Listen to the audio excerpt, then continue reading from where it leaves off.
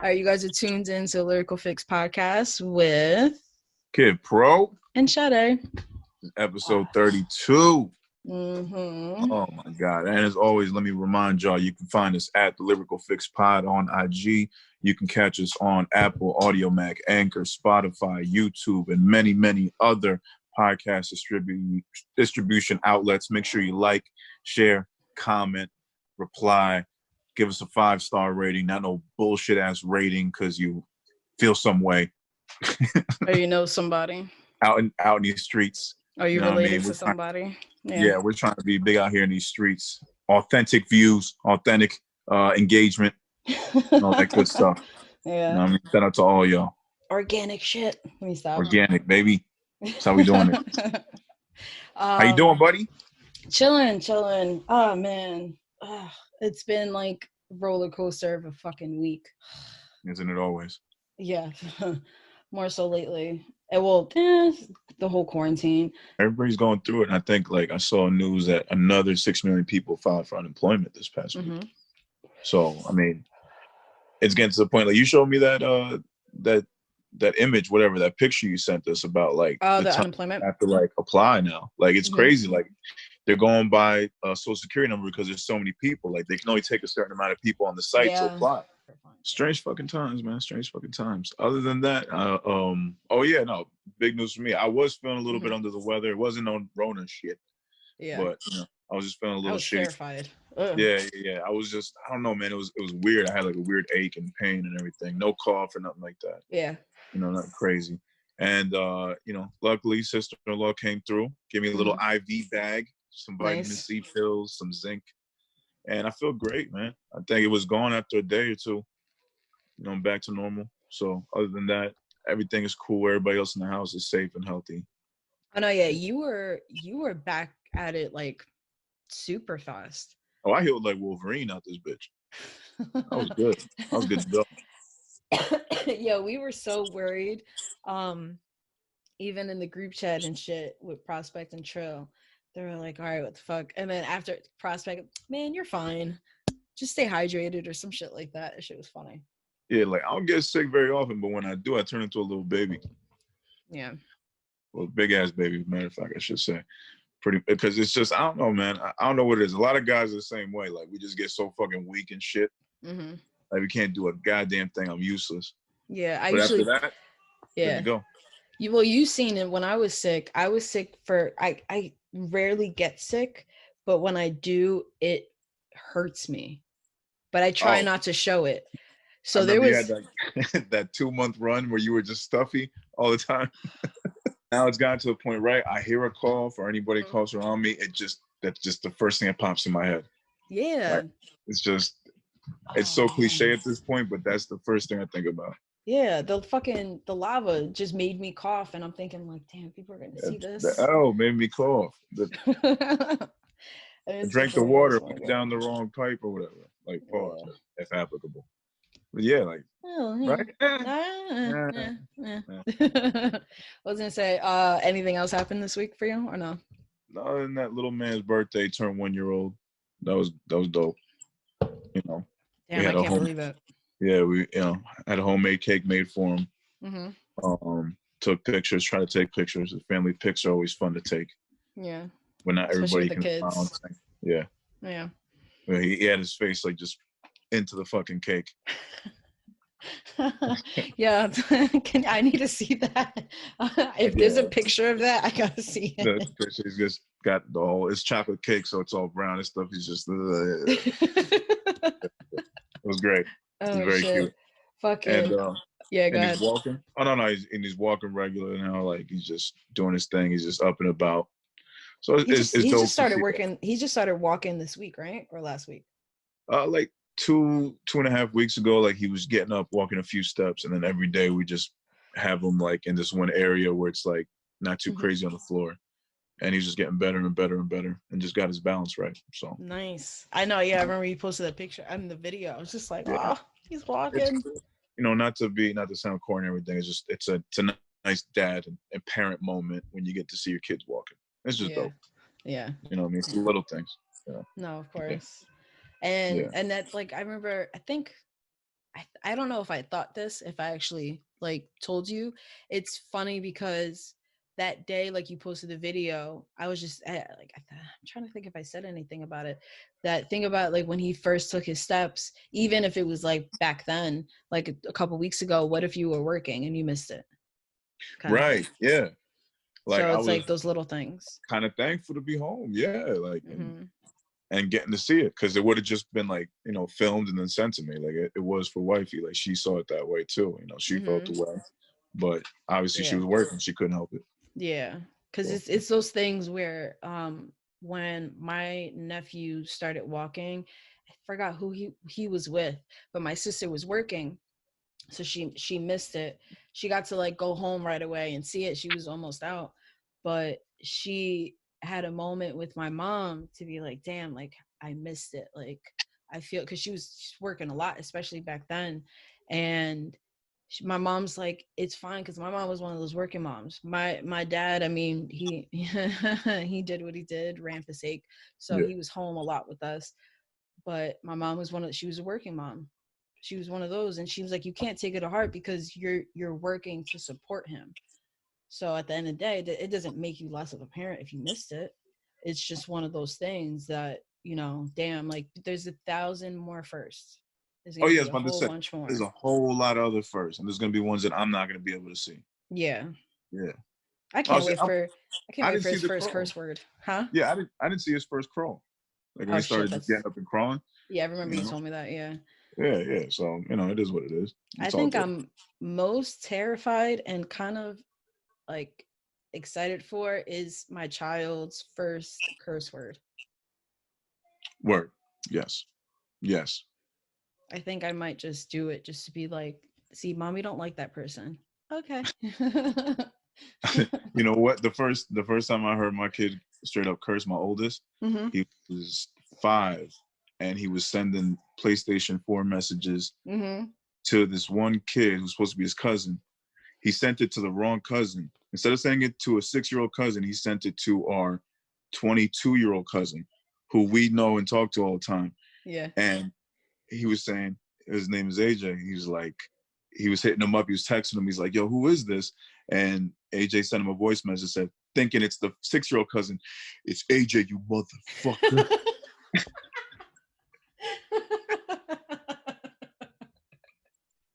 Get the when I fuck when out. I heard that, when I heard that, I lost my shit.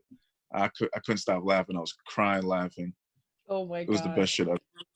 Oh, It's I can't AJ, wait. you motherfucker. No, That I'm was trying to think.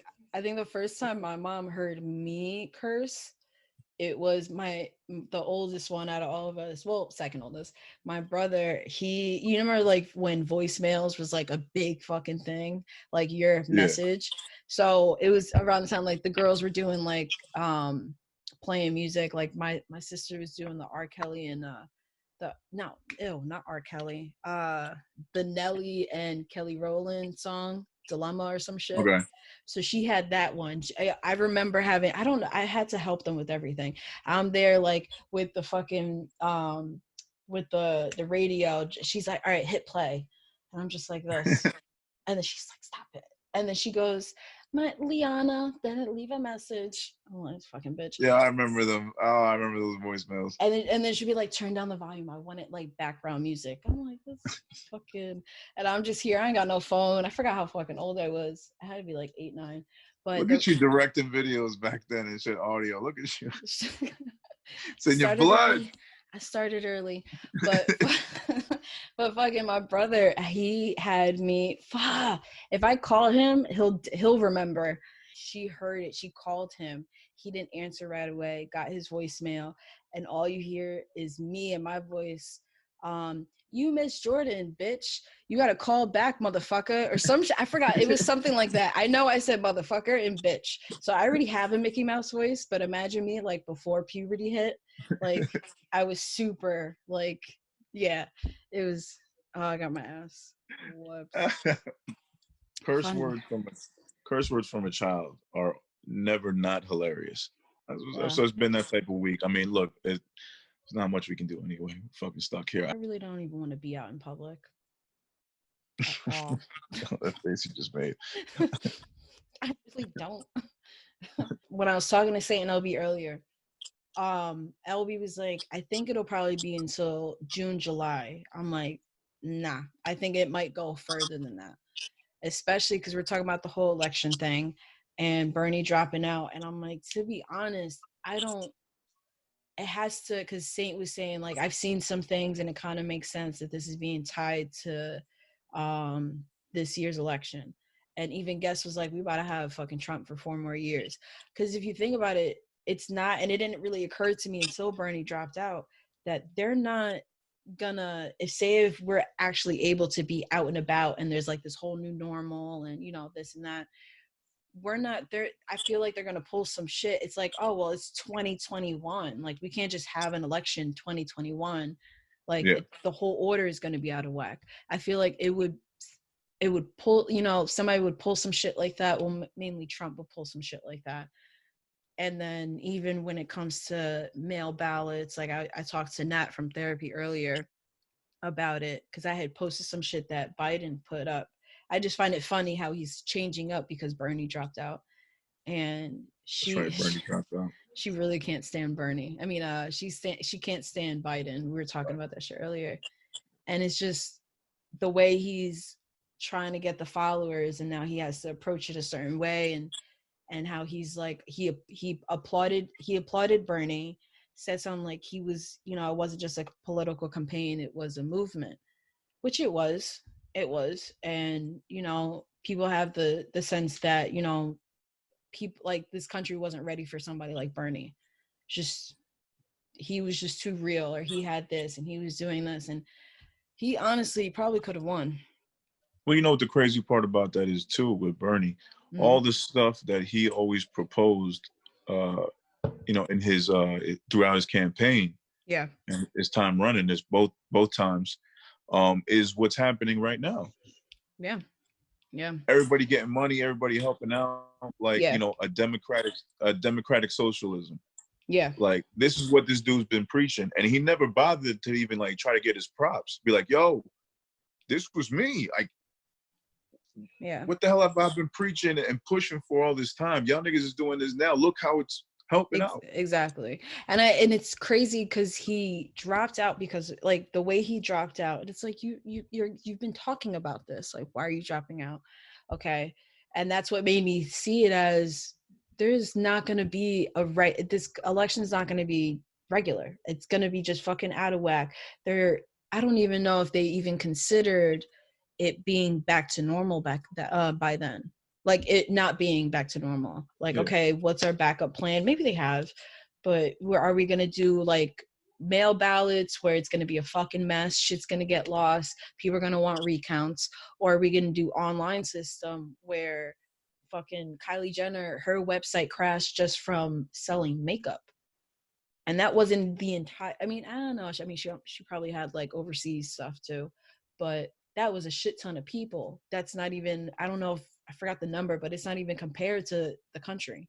They might have to do it the way that they're doing it with the unemployment. Have certain people log in at a certain time to cast their vote. That, yeah, I can see that. Yeah, that would make more sense. Because like Nat was saying, like the easier way would be the mail ballot. But if they did go the way with unemployment, that would probably make it easier. Yeah. Yeah. Give people a password or something that, you know, only they can get in a certain amount of time. So that way they can log in like each individual person. Nobody's voting extra, shit like that. Yeah. And I mean, you're stuck at home anyway, so you should be able to make the time you're supposed to vote. Yeah. As long as you have an internet connection. If you don't, I don't know what they're going to do with that, with those type of people. Yeah, because I just feel like the mail thing, like when Nat brought it up, the mail thing, I get it, but at the same time, how efficient would that be if people can still fuck that up? People have been able to fuck up the actual regular ballots. Everything. Yeah, regular ballots can get fucked up. There's no way to do this. Unless you had everybody raise their fucking hands and you counted everyone, and they probably still find a way to fuck that up. Yeah, open the window, guys. Just open the window. And they just be like, oh, okay. Oh, that was for Biden. Okay, no, we're going to put that under Trump. Like, get the fuck out of here. Yeah, it'll find some way to get fucked with. Yeah, I just don't see. And then fucking Trump, I seen a post where he's saying like, I didn't even write down the name of the medicine because I can't pronounce it. Hydro, whatever. He has been hydro, whatever. It's not, whatever. Fucking, he was talking about it and saying we should try this out, right? Yeah. It's gonna help, blah blah blah. Mind you, I'm reading the article and it says that several health officials, and the video was funny. I wish I could play it. The video was funny because there's a reporter like, why do you keep pushing this? And he keeps saying it like, but people are saying that it doesn't work. And you know, Trump, he's just like, yeah, you asked too many times. Like, do I ask you that many questions? Like, that's your job. You're supposed to answer questions, but okay. And what I wrote it down, it was just so funny. Nah, Trump's fucking, he's a savage with these reporters, yo. Yeah, but that the drug that he's saying, like he's stating, like this will really help us, blah blah blah, is also a drug that he has money tied into. So if he's gonna promote it because he's gonna make the money from it. So if it's so he has his money tied into it, and then he was like, "What do you have? What do you have to lose? Like, come on, just do it. What do you have to lose?" Hell of a campaign slogan. Yeah, like fuck out of here. Trump 2020. What did he got to lose? What do you got to lose? Just do it. Yeah. Come on. You know you want to take it. That's what it should be. Come on. And then there was, I guess they talked to FEMA about it, and FEMA stated that this would be going out to hotspots, which is interesting. Hotspots. Yeah. And I also seen something in the article, I didn't get a quote for it, but something about Michigan. So that's pretty interesting that there's hotspots that this drug would go out to. Cool. Okay. What is the demographic of this hotspot? Yeah. What is, like how much money are these people making? What's the color of their skin? Shit like that. Blue collar, white collar. No, you don't want to try it on celebrities yet. You want to try it on the poor people first. Cool. Got you. Like, it just. You know what? Let me ask you. Let's just go. Let's kind of like do a little deeper dive into this whole thing. Do you have any crazy conspiracy theories for why this is going on? Or ones have you heard that? I was about to say, not that I've automatically tied it with the election. Well, not automatically. That was recent. I just figured, like everything else, there's something bigger going on. I never like really deep dived into it, but there's something bigger going on, and this is just corona, you're gonna see it everywhere, but there's this underlining bigger issue that nobody is focusing on because everybody just being told to stay home, and nobody wants to stay home, and this and that. But I'm trying to think, there's a few theories that even the past couple of days talking to people and shit about the election. Definitely tied to election, definitely tied to somebody had said something about, oh, this is another I wish I saved it, another like crack epidemic kind of thing. Okay. Yeah, because everybody was joking around like, oh, this isn't affecting minorities really, this isn't affecting Black people, and then bam, all of a sudden now you're finding about hella shit. Now you're seeing it affect like places like, Jersey, seeing it affect Newark. You're seeing it like shit going down in Brooklyn and, places like that where fucking, and like all of New York really. And, Jersey City and shit like that. So you're seeing where it's like, I'm trying to think of the word, where it's like not consolidating, but there's a word I'm just trying to, where it's kind of just like building up, and it's becoming us. Now it's becoming like the lower class, and it's really affecting us, and it's hitting us. And it's scary to think that, okay, is this like a new way to wipe us out? Like, what exactly is this, a new way to control us and have us stay at home and, create a new normal, as a friend would say. So it's fucking terrifying. And then another one I heard was just funny. I keep forgetting to ask people if they've seen it. Roseanne Barr. I loved her at one point when I was younger, but I don't like her anymore. Roseanne said that her theory is that it's a plan to wipe out all baby boomers. That's what I was going to mention. Which originally that's what I figured, because something like this is going to affect the babies and the elderly. So I understood it. But now it's becoming something else, and all of a sudden it's about, you know, about your class and your ethnicity. I can't talk. Ethnicity, yeah. So it's affecting that. In the beginning, I definitely saw it affecting, like, she wasn't wrong. The baby boomers, yeah, I see that. Well, I mean, they are the oldest, so I can see that. I heard there was something like this, yeah. I heard that it was a plan to reset the stock market. I did hear that too. I've heard that one. It's not entirely wrong. Yeah, I heard just the way to get martial law in, you know, and then you hear all the stories about all those CEOs, you know, just unexpectedly, you know, resigning. Yeah. You know, so you never know how that is, and it's just like another 9/11 cover up. Like there's always something bigger going on. Mm-hmm. So like, what exactly? Like I just feel like it's almost like not a good way to go about it. None of this is good, but like in the 9/11 sense, where this is covering up something, but you have us at home with technology.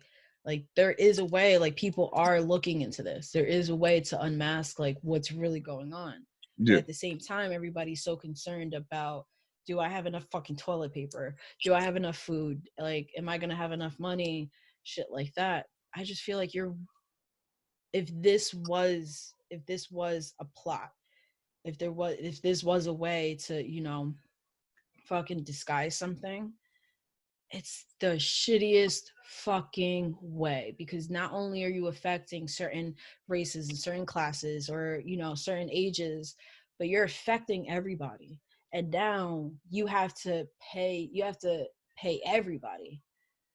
But then it'll probably just end up being a loan anyway. That whole package, what was it, stimulus package, I think? Yeah, stimulus package. Yeah. I mean, hey, I wouldn't put it past them, man. I mean, if there's a bigger, you know, goal at hand, yeah, they can make something like this up. They could. Shit, they made up 9/11. Depending on who you ask. True. It's just fucking insane to me. And like is it though? It's not. It's it's not that. Okay. All right. Look. Okay, it's not insane. Is there a new virus? Well, I mean, this is the 19th version of this virus. Is there something? Okay, maybe. Are people just dying and they're just saying that, okay, this was COVID related? Possibly too, just to amp up the numbers. Sure. I don't know, man. I'm just saying, it's like it's. I don't know. Because Guest brought it up too. He was just like that they predicted a certain number and we're not even hitting that number. Like we're up there. We've damn near, like, we're close to like China numbers, but it's getting a lot lower. Like it's not lower, but it's not meeting their prediction yet. So I forgot what fucking he said. You also got to factor in, like, are people getting tested at the same amount that the Chinese were or whatever? True. Stuff like that, you know what I mean? Because that's the only way it's going to get decided. They got to get tested. And I just saw on Instagram, like, an actual what it looks like to get tested. They shove this fucking skinny thing way up your nose. Oh, no. Like, way up. And they keep it there for a minute because it was a minute-long video. So, or probably 45 seconds. And then she's like, can I take it out? She's like, yeah. Just pull that shit right out. They're like, it probably hurt more when I pulled it out than when it went in. And the person was just holding their nose. It was probably like a dry ass Q-tip. Oh no. Was it like a Q-tip? Like a DNA like kind of thing? The Q-tip with an extension. Yeah. It just gets shoved in there. It's like one of those I think they like use for like DNA kind of samples in a sense. Yeah, like, but it's like it should have been hitting her like forehead. How deep it went.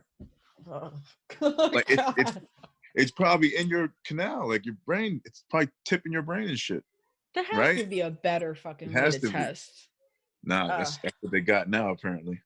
Oh, God. I'd rather give blood. I ain't got no problem with needles, but you're not sticking no fucking Q-tip up my nose. For real. Like, so weird. I can't even find the video now. Maybe I can find it. I'll send it to you so you can see it. But I might put it in like the video, like the YouTube portion of this. Yeah. Yeah, have it just pop up right there. Yeah, we can do that. Matter of fact, pop that fuck. picture Insert here, but I can't. Like, and I have enough tattoos and piercing. Like, I'm no problem with needles. But you take my blood, bitch. But you not putting no fucking cute. My nose hurts. Yeah. So not to get too political, but hey, you never know. I mean, or at the end of the day, this really could just be a life-threatening virus. Yeah. And we just don't know. Meaning, the country has no idea what to do. Yeah, because there have been people I've seen some shit. That there have been people that tested positive for it, and then it kind of just went away or is manageable, and they were fine. Yeah. The one thing that did scare me was I did see. Well, not that it scared me, but when Juan was working at the hospital, he was talking to them and shit, and they were pretty much saying like Hackensack Hospital's been doing like by floors. So the higher the floor you go, the more critical your situation is. And pretty much they said like once you're on a ventilator, you're a wrap. It's done. And I seen a post that Fred the Godson is on a ventilator. Yes, I did see that. It was him, right? I know I seen his face, and I was like, what the fuck's going on? And then I clicked. I thought he died. I know there's been just one recent death from the ASAP mob, but from China. But I don't know. I didn't get to read into it. I don't know if it's the corona related. But yeah, I saw that shit that he's on a ventilator. Yes, well, I saw a picture of that as well. So yeah, shout out to Fred the Godson. Prayers up to him. That's wild, man. Yeah. That would be, God forbid, that would be like the first hip hop related death. Yeah. All right, I'm gonna insert a little LB right here. We need some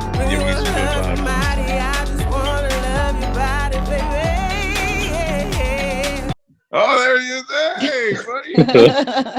What up? Oh, it's going back and forth, yeah. Okay, it's doing one of them shits. What's going on, brother? Ain't much, man. How you feeling?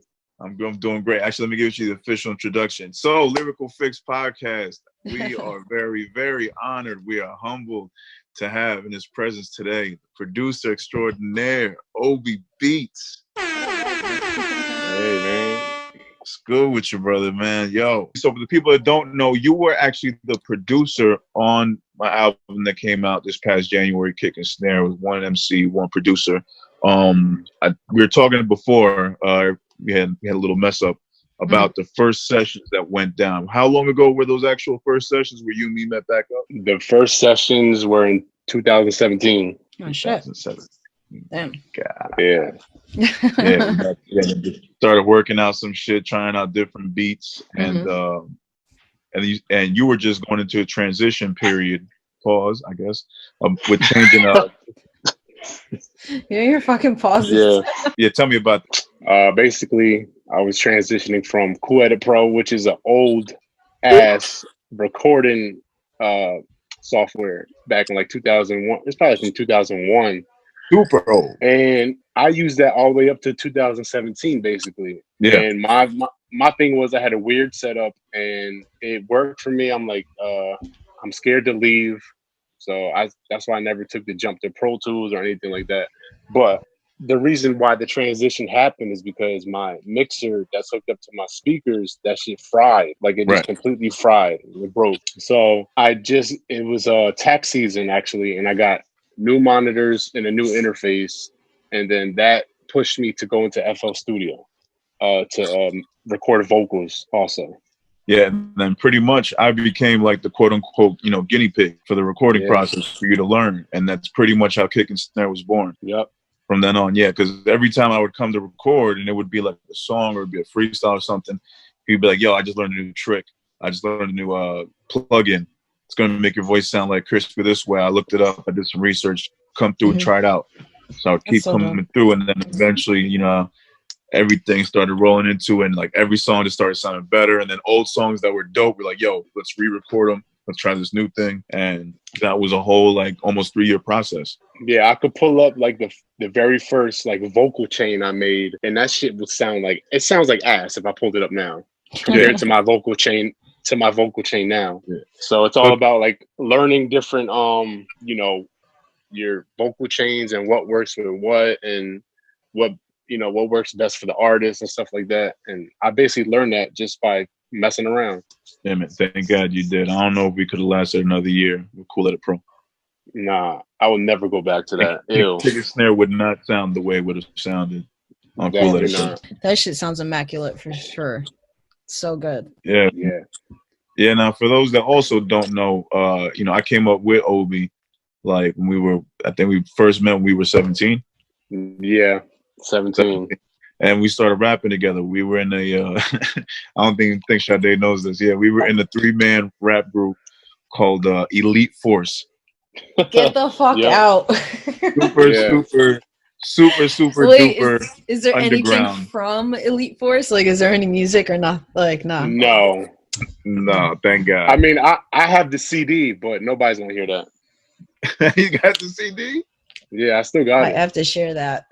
You got the EF CD? Nah, nigga. Nah, he might kill me. I will kill you. All my old shit, like, nah, man. Oh, on top of that, the microphone we used was a $6 plastic USB Radio Shack mic. Yeah. And we sat down and we put it right on the desk and we just rapped into it. Yeah, because we did this all in your basement. Like we've been recording 10 plus years in that basement in your house. Yeah, like it's the Mecca. Like it's where everything started. It's been through so many changes.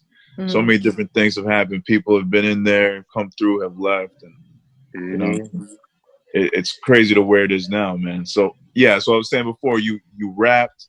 Yeah, and then you also got into producing, and then you also evolved into engineering as well. Yeah. So with all that stuff, you've pretty much done a whole lot of stuff. You're like a multifaceted guy.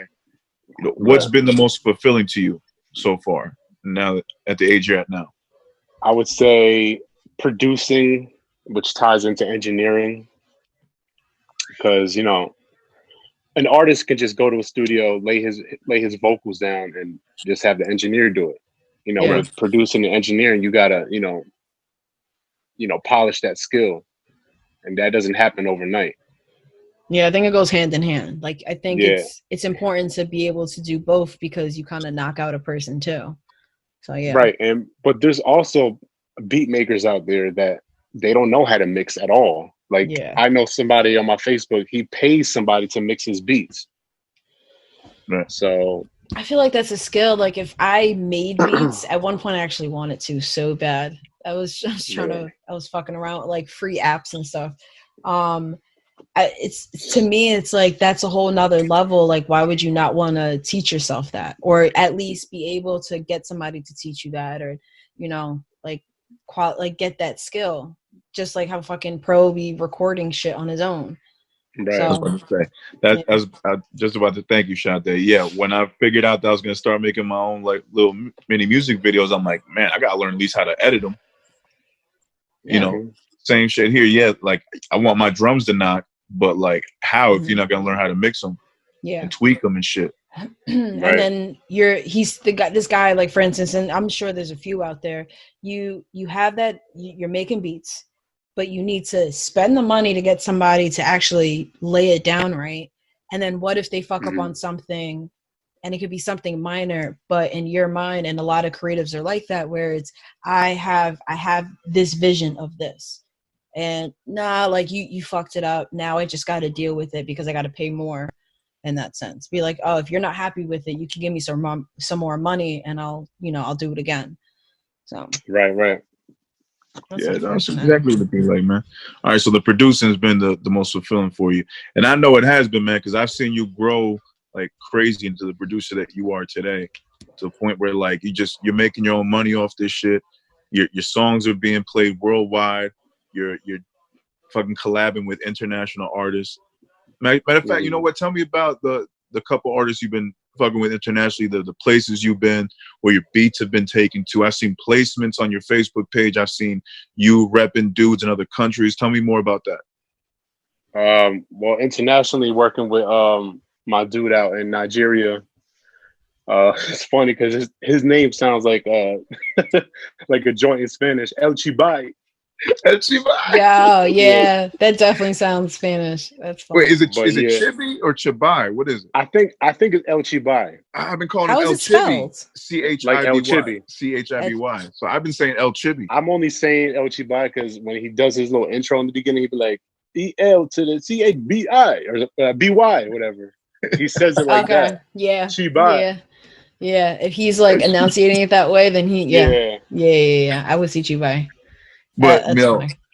got some fucking dope fucking. I didn't think it's from Nigeria. I didn't know that. Oh yeah, and the way I found him was, you know, I sell beats on R.E.A.L. So R.E.A.L is a beat sound platform along with BeatStars. Both are great platforms. I've been with R.E.A.L when they were My Flash Store. So when they rebranded, they turned to R.E.A.L.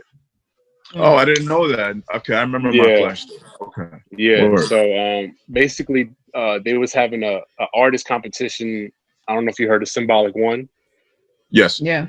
Okay, so there was a top 3 winners, and he was one of the top 3 winners. And I messaged him on IG. I actually messaged all 3 of the top 3 winners, and he was the only one that responded. That's what's up. Okay. Yeah, so that's how we basically met. Then it went from there. Yeah. Okay, and then and tell me about the placements you got, man. I'm gonna see you've been going hard with the placements too, trying to get your music out there. Tell us how you got it. Well, not how you got it, but basically the story behind that, and then if you would recommend that to other producers. Well, the only placements I really got is like on the sync side. Basically, I submitted some beats for like some TV placements, and I submitted like two and a half years ago, and I just got an email like last month, which was my first BMI royalty statement, and I got my beats out in on a TV show in Africa. It's a reality TV show. That's dope. That's insane. When I hear about people doing international shit, it's like, how the fuck? Yeah. It's just crazy because I was discouraged. I'm like, I submitted these beats. I haven't heard nothing. I filled out the form. I signed my name. I gave my BMI information. Like, what's going on? So then I heard through the grapevine, like, it doesn't happen overnight. You got to be patient because these things, it's a process. Yeah. So that's how that went. So do you feel like it's a better route for producers to take if they can get their music licensed on TV shows, video games? I believe it is because it's another stream of revenue that you can do, and you don't need an artist. So you can make beats and never have to record an artist or have an artist over your beats. Yeah. Where I mean, there's people doing stuff for like Febreze commercials, like Home Depot. Like you see anything that's music related. Like I heard the person that made the hold music, like because I used to work at a call center. That hold music, you hear that everywhere. The person that like the music, mad money with that. Like it's just crazy the little things that can be done, and producers I feel like are unaware of this stuff. Yeah, man. Like it's so focused on trying to find an artist. Yeah. It's multiple ways to make money as a producer. Like you can make sounds like producer kits. You can make your own drum kits. So I got my kits on a couple different sites, and I would say the first time I put my kit on a distribution site was probably like 2015, 2016. So like maybe I've made like I would say like $3 or $4 grand. Nothing serious, Yeah, it's still a side hustle. Like you gotta respect that. Yeah, it's still extra. It's still good though. Yeah. But if you do like a lot of kits, but see, we all have full-time jobs, right? So between me making beats, recording other artists, making sound kits, mixing beats, mixing songs, it's like if it's hard to do everything at once. Right. Yeah. So that's another thing. It's like you just have to find time, dedicate time. Like I put out 3 drum kits, like a couple loop kits, some MIDI kits. So it's like the sky's the limit. Basically, you can do whatever you want. Like one of my drum kits, I took shit I found in my basement and just recorded it into the microphone and turn them into like percussion. Yeah, Exactly. like, and it's insane. I didn't even think about who makes those kits, and Right. I didn't even know you can fucking make money off of that. That's insane. Yeah. too. Oh yeah. Yeah, because you got a bunch of like, I just have a gang of producers just using your sounds, and you get credit off of that as well. Or do you not? Do you get royalties off of that if they use your shit? And like, all right, let's just say you make a drum kit, right? And a producer picks it up and uses those sounds off of that drum kit to make like a jingle that for like McDonald's, and that makes money. It depends. The one shots, which is just the sound by itself, like the kick or the snare or whatever. No, but if you have actual loops that you made, and you have a you know, like you state in your document, like, oh, these are not royalty free. You know, if placed, will need to be contacted for split sheets and blah blah blah. And other kits are like, oh, all these loops are royalty free. So it depends on the creator. Okay, so then technically a kick or like a hi-hat could be non-royalty free, and you'd get money off that. No, that's not really. It's more the loops. Just loops, no actual sounds, just loops. Yeah, Gotcha. no, just yeah. When you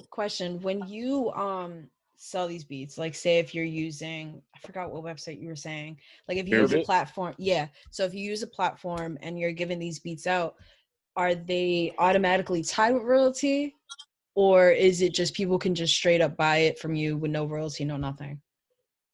Oh, well, basically how it works for the producer, you would basically register your instrumentals with YouTube Content ID, and on the back end with like BMI, and other platforms. So then when their song is released, it'll be detected in the system, and that's how you get your royalty revenue.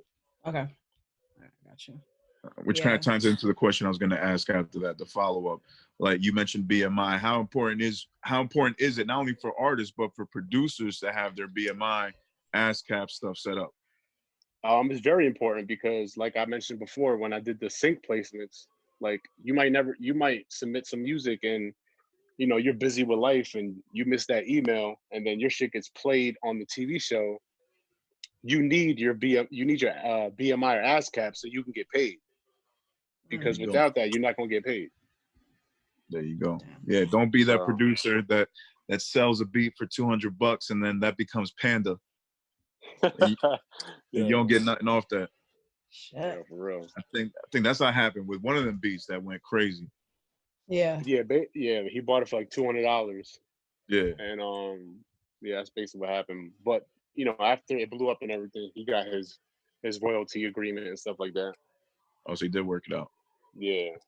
I mean, that's good. At least I didn't even know about that shit. But he was still, even with the song being out, he was still able to collect on like some of the royalties. They were able to like readjust some shit. That's good. Yeah, it all depends on how you set it up when you post the beat. Pretty much. Yeah, man. Now, all right, now, crazy. Word up. Yeah, now moving on more to the production side of things. So, Obi, man, I've seen your style evolve since you know we met at 17 years old as far as beat making. I remember the first beat that you made in the song that we recorded off it, that Get Up, Get Down. Oh Lord, that shit. Yeah. So how do you let the people know, how has your style evolved? Like, where did it start from? Where is it now? What are you using more? What are you using less? Well, first of all, that beat was only 3 notes. Let's start there. I was on my mustard shit. So you know, but that was like, and on top of that, I was using FL Studio Demo at the time, so I couldn't save no project files. I can only save the MP3. So like my first 200 beats were just sample based. Let me make this beat real quick and save the MP3, and that was it. Oh, he was grinding, bro. And I was sampling all types of CDs I could find from like 60s, 70s, 80s, Spanish music, you know, anything I could find. Elite Four shit, baby. Yeah. You remember that one beat I made? What was it called? Estilo Latino, that's that salsa sample. Oh yeah. That was like my third beat. Yeah, we thought that was the shit. We thought he was about to kill the game with that. Yeah, we was like, oh, they ain't ready for this one. Oh, Flex needs to play this now. Yo. And then you what the fuck is he talking from about? And now you know. I told the pod the story about our performance at that girls' volleyball tournament. Oh, I heard that. I was down laughing. Yeah, nigga. He said the janitor was sweeping and everything. Janitor was sweeping right behind me and shit. Oh, he was. Yeah. Parents was getting up and staring at us. I think I was One dad just straight up stood up. Yeah, no, go ahead. No, that one dad just straight up stood up and just stared at us in disgust. Like he could have stayed sitting down, but he stood up and just and gave me the meanest look. Oh shit! The Elite Force was at Club Pyramid. No, this is like a little after Elite Force, but anyway. Yeah. Like I got like so twisted, and I was like performing on stage as my part. Mm-hmm. And you know the stage is like up here, and the audience is right here. I took one step forward, and I basically almost busted my ass. I took it right into the crowd, and I almost fell flat on my face. Damn. Yeah. Good times. No, whenever we went perform, because there was three of us when we switched, this was another group that me and Obi were in as well, known as we were Third World at the time. Yeah, Third World. Third World, Sade. I'm mad I'm just finding out about this. Third World. He's not going to talk about that. He's never going to let you. Yeah. It was 3 people, then it turned to 4, then somehow it was 6. Yeah, it was like 7 people, something like that. We were called 3RD, 3 Real Destinations, because we were from Colombia, Jamaica, Dominican Republic, and Jamaica. So 3 Real Destinations. It was... That's so corny. Wait, how old were you guys? Still like 17, 18, or? No, we were like 21. 2007, 2006. That's not even helping the case. Never mind. Oh shit! All right, so we was early 20s. Yeah, 1920. Yeah, you make a lot of mistakes. You're still learning. Early 20s. Oh, we still learning. We were super underground. We was spitting, but then our content became a little more grown up, and not grown up, like more like party. Yeah. Right. And shit like that. Yeah. So whenever we performed, I remember times performing, like one of us would be high, one of us would be drunk, one of us would be sober. Yep. You always need that one person. No, 9 times out of 10, I was a sober one. I was pretty much a sober one. Really? No, I can see that. Yeah, I can see that. Yeah. Yeah. No, I felt like somebody had to be. Yeah, somebody had to be responsible. Yeah, we drive out to New York and shit and perform at these spots, these open mics and stuff, and that's how we got like our stage game up. So we were doing it like very early. Yeah, no, you've mentioned that before. Yeah, it's insane. But back to where we were going before, Opie, with your producing style. So where did sound wise, where we at? Okay, so I'd say I started off sampling like the soulful stuff. Yeah. Then it went into the dark minor chord type of thing, underground type of sound, and I think I took a little break from producing. Like I wasn't really heavy on it, and then because my dark sound was on Reason, so that was like from 2006 to like 2011. So I got back to FL Studio around 2012, and that's when I like started trying to make different stuff. I pretty much stayed away from sampling for the most part. Mm-hmm. Like I rarely sample now, and the reason why, because I want all my money. I don't want to split it with nobody. You know what I mean? That's another thing. Yeah, the copyright and shit. Even though like I can make a bunch of sample beats, and I don't have to worry about clearing the sample, because that's not my job. That's the artist and the label's job. Mm-hmm. A lot of producers think, oh, I'm not going to sample because they're going to sue me. No, if you got 100 streams, they're not worried about you. Yeah. Right. You got to you're a little fish in a big pond. Nope, they're not worried about you. Yeah. There's a shit ton of people out there. Yeah. Everybody's sampling, but it all comes down to, how many streams you're getting, how much, fan base you have, stuff like that. But, I still sample here and there. But now my style, I have like multi-genre type of beats. Like I got electronic, a little future bass, R&B, of course, trap. I do the sample based stuff. Also like the Caribbean dance, so like Drake, Rihanna, Tory Lanez type of sound, which are actually real fun to make, and that's probably the latest style that I learned. I think my first beat was like in 2016, 17. I'm like, oh shit, these are fun as hell to make. Mm-hmm. Because they're so simple and easy. It's just party. Oh, like the dance hall? Yeah. Shit. And then I do a little reggaeton on the side, but I tie that in with the dance hall. Yeah, it's interchangeable. Yeah, Yeah. they're probably a lot similar. Like especially in the process of making the beat, it's probably super Yeah. similar. Yeah. Yeah. But yeah, those are fun as hell to make. I like those. Now, do you see a difference in your sales, like with making these different types of beats, being more versatile? Yeah, for sure. Because Just not everybody's looking for one style, you know what I mean? So I think it's good to make everything because you never know who's looking or who's looking for what. And when they're Yeah. scrolling on your page. now, okay, was money ever a motivator in making that change to your style of beats, or was it just like artistic? You know, No, you just wanted. artistic. It was never for the money. There you go. Yeah. That's why I'm just testing you. Yeah. You better answer right.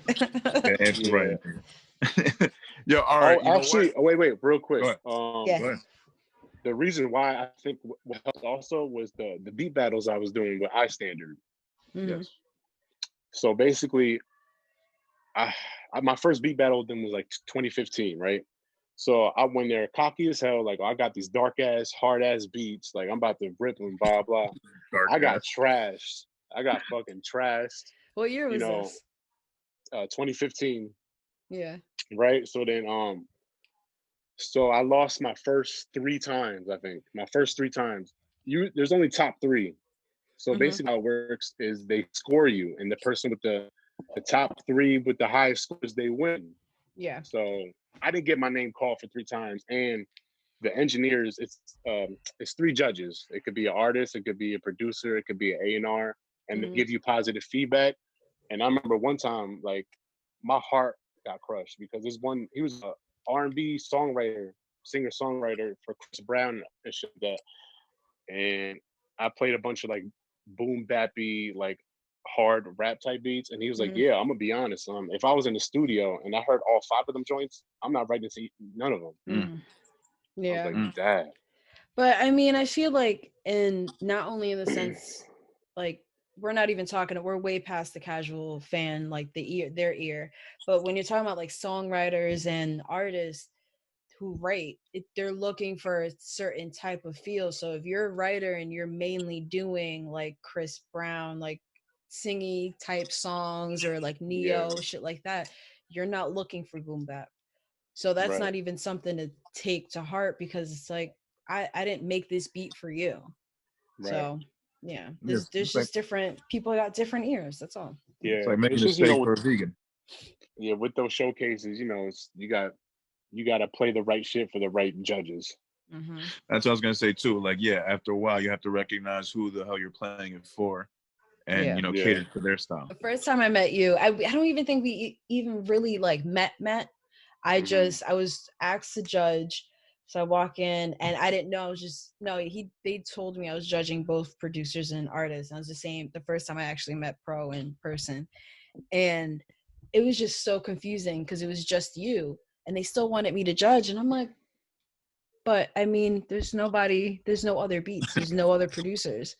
Like, right. how, I mean, I can give him all ones, I can give him all fives, but there's nobody here. That was easy money for Obi that day. I was like, you could just give him the money now, right? What have you Oh. been doing now? I'm sure you're just like making beats and shit. But are you in the process of planning on like, what are you gonna do next? Are you gonna do another album with another artist, like how you did with Pro, or just? Yeah. Pretty much, I'm just working with artists. Anybody that wants to work, or because not I hit up a lot of artists, and not a lot of people suck at responding. I'm telling you, like people suck at responding. Preaching I to the answer choir. all my messages, Yeah. but people I don't understand. But anyway, yeah. So anybody that's dope, really, the only 2 artists I'm working with right now is Pro and my dude in Nigeria. Okay. So I just been on my promo run, but I also got another Nigeria. song coming Cool. out. Yeah, LT Bye. Yeah. But Bye. Yeah. So I got another song coming out with a R&B songwriter from LA. She actually laid some vocals down to my beat, and I have to mix it because she doesn't mix. So she's like, "Oh, here's the stems." That's what I'm working on too. That's pretty good though. That's dope. Shit. Yeah, she got first place as songwriter. at the same company I did the beat battles with. They do the songwriting segment too. What's her name? Let's shout her out. Conquer from LA. Shout out to Conquer. But it's funny because she hates social media. Like she just made an IG. Yeah, she's so shy. But it's important though, especially ones will be the superstars. Yeah, but it's important though in this industry to put yourself out there, because technically, especially when you're an artist, you're like, producers can get away with not showing face, but you know, not showing up, shit like that. But for artists who are performing these songs, you have to, or you know, just putting it out, it's not your reach can go but so far if you don't have some type of presence, and you kind of have to have that image and, you know, sell yourself and shit. So it's key. It definitely is key in this industry, unfortunately.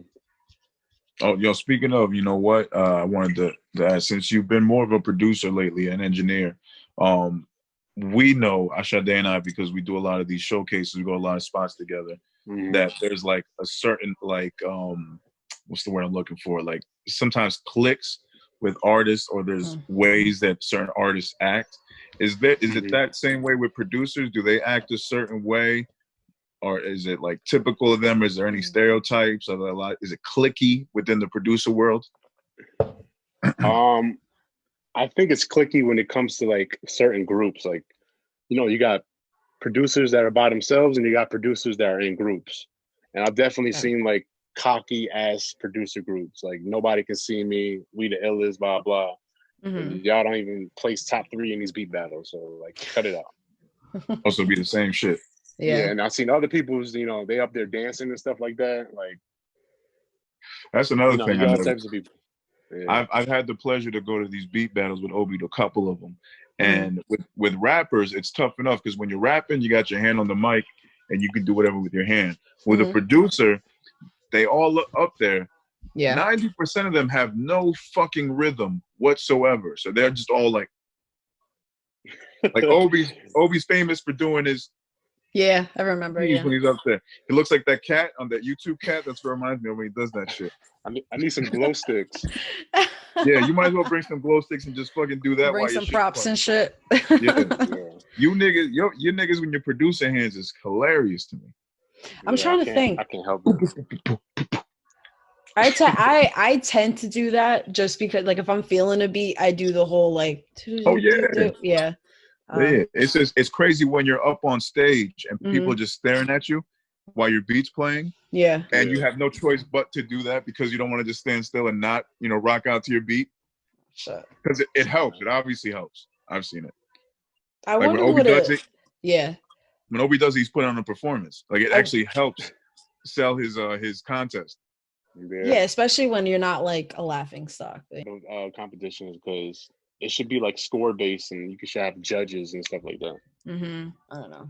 How do you guys feel about the competitions that have panels, that have that sense where like you have to, like how the Chris Brown songwriter, how he was like, I wouldn't, if I heard these beats, I wouldn't pick them.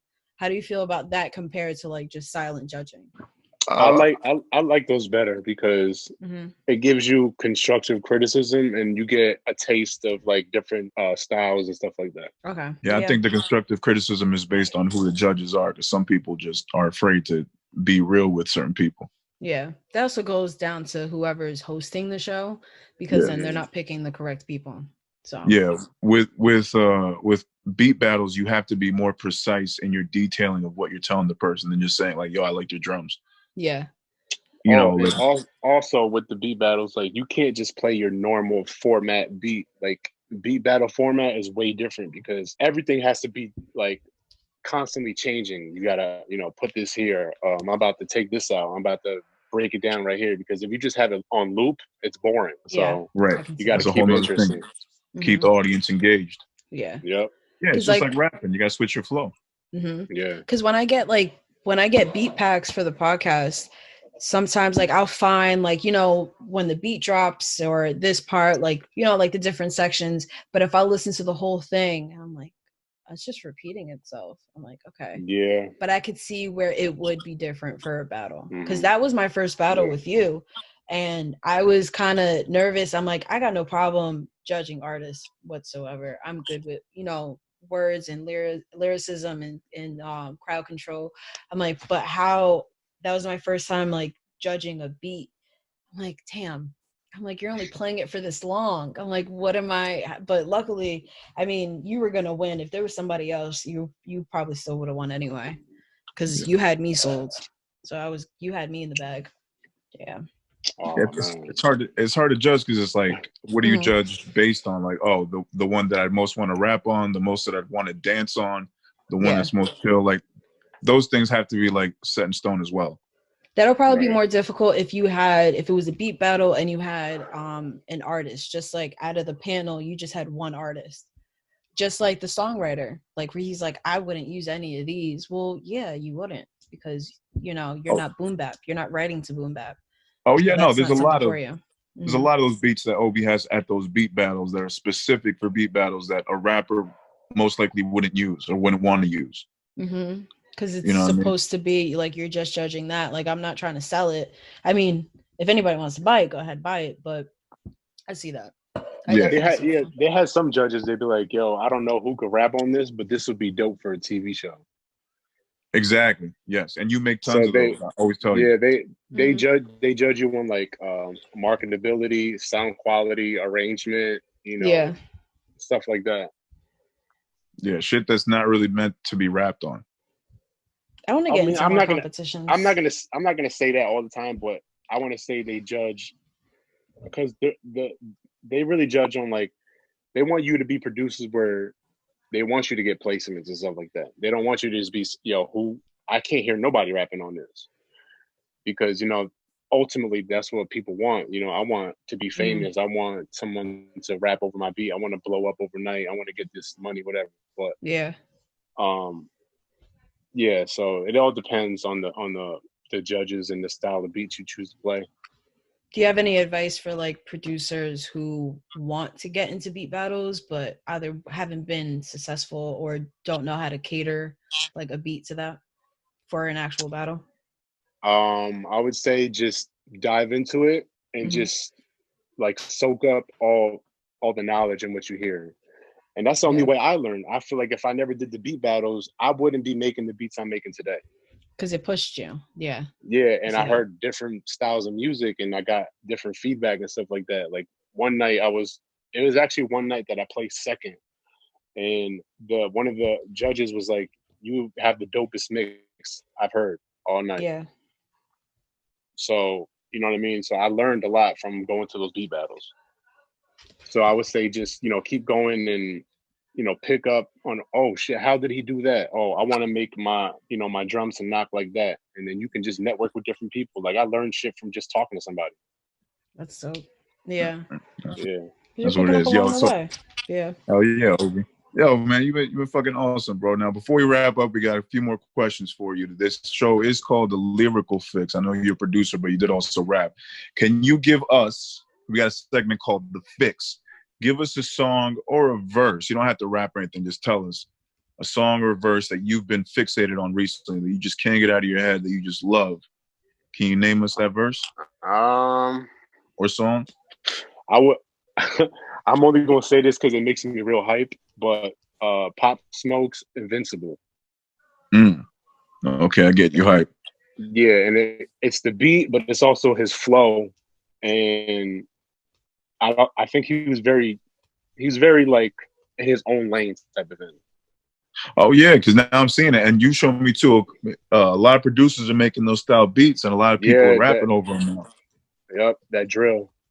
That drill, yeah, I see it now. I get it now. The more I hear it, like it's a dope style. Yeah, it can be repetitive, but it's dope. Yeah, it's definitely dope. Yeah, I like it though. That's what's up. All right, that's what it is. All right, before we sign off, real quick, tell Sade a funny story about me that she wouldn't know. Go ahead. Okay, so this one involves me. So we were like 16, 17 years old. We was recording a song, whatever. it was my turn to record my verse. I couldn't get it down. I tried like 16, 17 takes. I got frustrated and I threw my notebook at his face. Oh, shit. I'm done with this shit. I'm done. And he just, you know what? I'm leaving. You don't come get me when you collect yourself. Yeah. I did say something to that effect. Yeah. Yeah, something like that. Smack me right in the face. I'm like, what the fuck is wrong with you? No, get your shit together. I thought you was gonna tell Sade the story about me and Dunkin' Donuts that one night. Oh my God, that was hilarious. So we was walking down because we had just finished recording. We was probably, drunk or whatever. Yeah. And it was like me, Pro, and somebody else. And I guess we're walking to Dunkin' Donuts, and these couple girls come up to us and talking to Pro and the other guys, like, hey, how you doing? Yeah. And I guess the first guy was like, nah, I'm good. So then the girl went to Pro, was like, what about you? And then Pro just basically did this and kept walking, like just put his hand in her face and like, nah, I'm walking to Dunkin' Donuts, get out of my way. This was over a donut. Be like, no, bitch, you not getting in the middle of me and my fucking donut. Like, I don't remember mushing this girl in the face. I didn't all you saw was Dunkin' Donuts, and she was in front of your Dunkin' Donuts vision. So you were like, yo, get out my way. I'm walking to Dunkin' Donuts. Like hand on face and everything? Yeah, hand on face. Stiff arm, pushed her away. Didn't even say anything, just pushed her away and went into Dunkin' Donuts. Yeah. Disrespectful. It might have been an NFL blitz stiff arm. It was pretty bad. It was pretty bad. But then again, I don't remember doing my that. Donuts. That's it. No. Damn. What's your name? Donut. Yeah, I got stories. I got stories for days for Ovi, but we'll leave that for another time. Yeah. Oh yeah. We can actually get you on. Thank you for having me. Of course. All right, brother. Thank you as always, man. You're the fucking man, bro. Yeah. You too. Appreciate you. Yo, real quick, tell people where they can find you, your music, your social media. Let them know. Oh yeah, you can find me on Instagram, OBBeatz. So OBBEATZZ. Also, my website's on there too, so you click the link in the bio, but it's obbeats.com. All my instrumentals are on there. I have about 185 on there right now. Oh, shit. So, yeah. All ready for sale? Yep. Oh, that's what it is, man. Yeah. Keep doing your fucking thing, Obi. I'm gonna see you soon, brother. We gonna get up. We gonna get this fucking working. All right, man. Take care. All right, brother, man. Talk to you soon. All right, yeah. So yeah, that was Beatzz. Shout out to him. And now we're waiting for our next guest to call in. What's up, Em? Funny story about our next guest, because this next guest I also met on that night at where I met you. Yeah, and I wasn't even following him. Yeah. Yes, and then me and Obi, prior to waiting there, we left the car on and just had the radio playing, drained our battery, so when we got back to the car wouldn't start. Who shows up to give us a jump? Our next guest. That's insane. Man. I can't wait for him to call in. I was gonna. I'll wait. No, well, I mean, I'll just say it now. Yeah, I met him that night too. I didn't even know him or his brother or the group at all. Well, the group I think came on later on. I think they formed that. I'm not sure if they did that later on, but I remember telling, because Velvet wasn't judging with me, but she was with me, and I'm like, after you, I'm like, he looks so familiar. All right, and then boom, K. I'll say their names now. K Proetic and Olive, they go up, and it was funny because I'm like, what? I'm like, I want the twins. I remember that night. I was just like, I want the twins. She was like, well, then get the twins. Because she tried to make it into something. I'm like, no, like I'm not trying to fuck them. No, but like I need them to come out to check it, or like I just need to see them actually perform because performing and battling completely different. Yeah. So I'm like, no, I need to get them. I need to make some type of contact. And then from that night, I was like, I need the twins. So fucking funny. I need the twins. Sounds like the title of the episode. I need the twins. I need the twins. Yeah. I'm an OG. I'm an OG out this bitch. Oh, shut up. Oh, you shut up. You shut up. Respect. Show respect for my elders. Okay. Show some respect, young lady. Lyrical Fix Podcast. We are now joining our second guest of the day, MC extraordinaire, real music general, hey, fellow rapper / podcaster, He's a twin. He's a twin. If you ask him, he's the better rapper out of the two. Oh, you know what I mean? IG fitness expert. Not even. Backwards dad cap wearing. Hey, there you go. Talk that talk. We got K Proetic in the Hey. building. Yo, first off, this gotta be a long time. Yo, I've been from day one. Mm-hmm. I remember the very first episode of this. Like, I was tuned all the way. I'm still tuned in. Yeah. It's I'm coming, man. You know I'm a big fan of y'all, man. Like if you put in my Spotify, like look up my top podcast. This is it's Lyrical Fix, then mine, then like Joe Budden. Like this is that order. That's what's up. It's the same. Man. Yeah, I've been keeping in touch with with your podcast and the Francios. Yeah, appreciate y'all, man. Appreciate y'all, man. Definitely, man. That's what it's So let's get right into that, man. With your podcast, how's that been going? When you and wifey started a podcast, how'd that come about? Honestly, that came about because we have like ever since we started dating, we always used to have like long, deep conversations about a whole bunch of just random different topics. It could be about politics, it could be about religion, it could be about like social whatever, it could be about our jobs, it could be about music. Especially a lot of times about music because that's how we met. We met in a recording studio. Yeah. But and we were just like one day she was like, yo, like let's just record it. Like let's just put a lot of this stuff out. We got a lot of years in, maybe we got some knowledge to share. And this was all her brainchild. Like she came up with this whole idea. She's the ones that scripts up what we're gonna talk about. She has the whole outline going on. You know me, I just be on there chilling. Like I remember the first episode. She was like, "All right, we'll do another take 2, take 3." Yeah, man. Yo, I ain't gonna lie. I was hot that episode because we had this so many. I'm just like, yo, can we just like let's just do this? Like, my main thing was like, yo, ain't no rules. We make our own rules. Who cares? She was also like, we got to do this a certain way because we got to be on point. We got to do this, that. Now, to lessen the arguments, I'll just be like, yo, yeah, let's just go. You know, we got to just say yes. That's rule number 1. Happy life. Hey, come on, say it again. So she'll bring up the topics and then you just react off of it? That's how it works? Yeah, I mean, like a lot of, and some topics I came up with, but she came up with most of them. Like we did 14 episodes before we did our season finale, but I would say I probably came up with like, out of those 14, maybe 2 or 3 of those ideas were mine. The rest of those were hers. And she was always just thinking ahead. Like we recorded like 3, I think, before we even started airing them. Then we just started dropping them, and then we started doing them in real time and all that. We did them live and all that stuff. And we just thought like, I mean, the way we saw it was like, yo, we still young in this. Like, you know, she's 28, I'm 29. We was like, we still got a lot of years to go in this. But we was lost from like, yo, we've been together for 9 years, going on 10. I was like, we got some kind of knowledge to share. Like, let's talk to people about like, you know, our trials and tribulations, what we go through. Like, that's why the one episode we did, Love and War one, we thought that was an important one because a lot of people don't think we fight.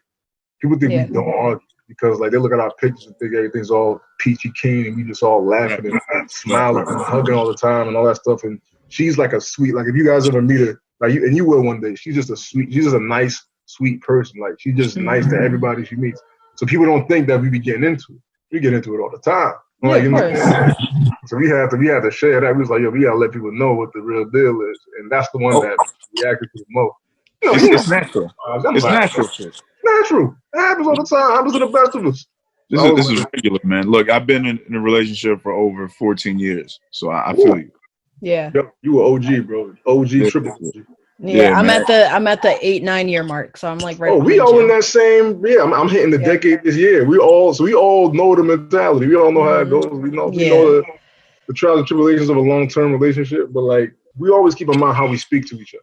Like, we're always like mindful of our word choices, what we say, and all that good stuff. Which is why like we never have like no crazy serious fallouts and blowouts because we're still like we're respectful of each other.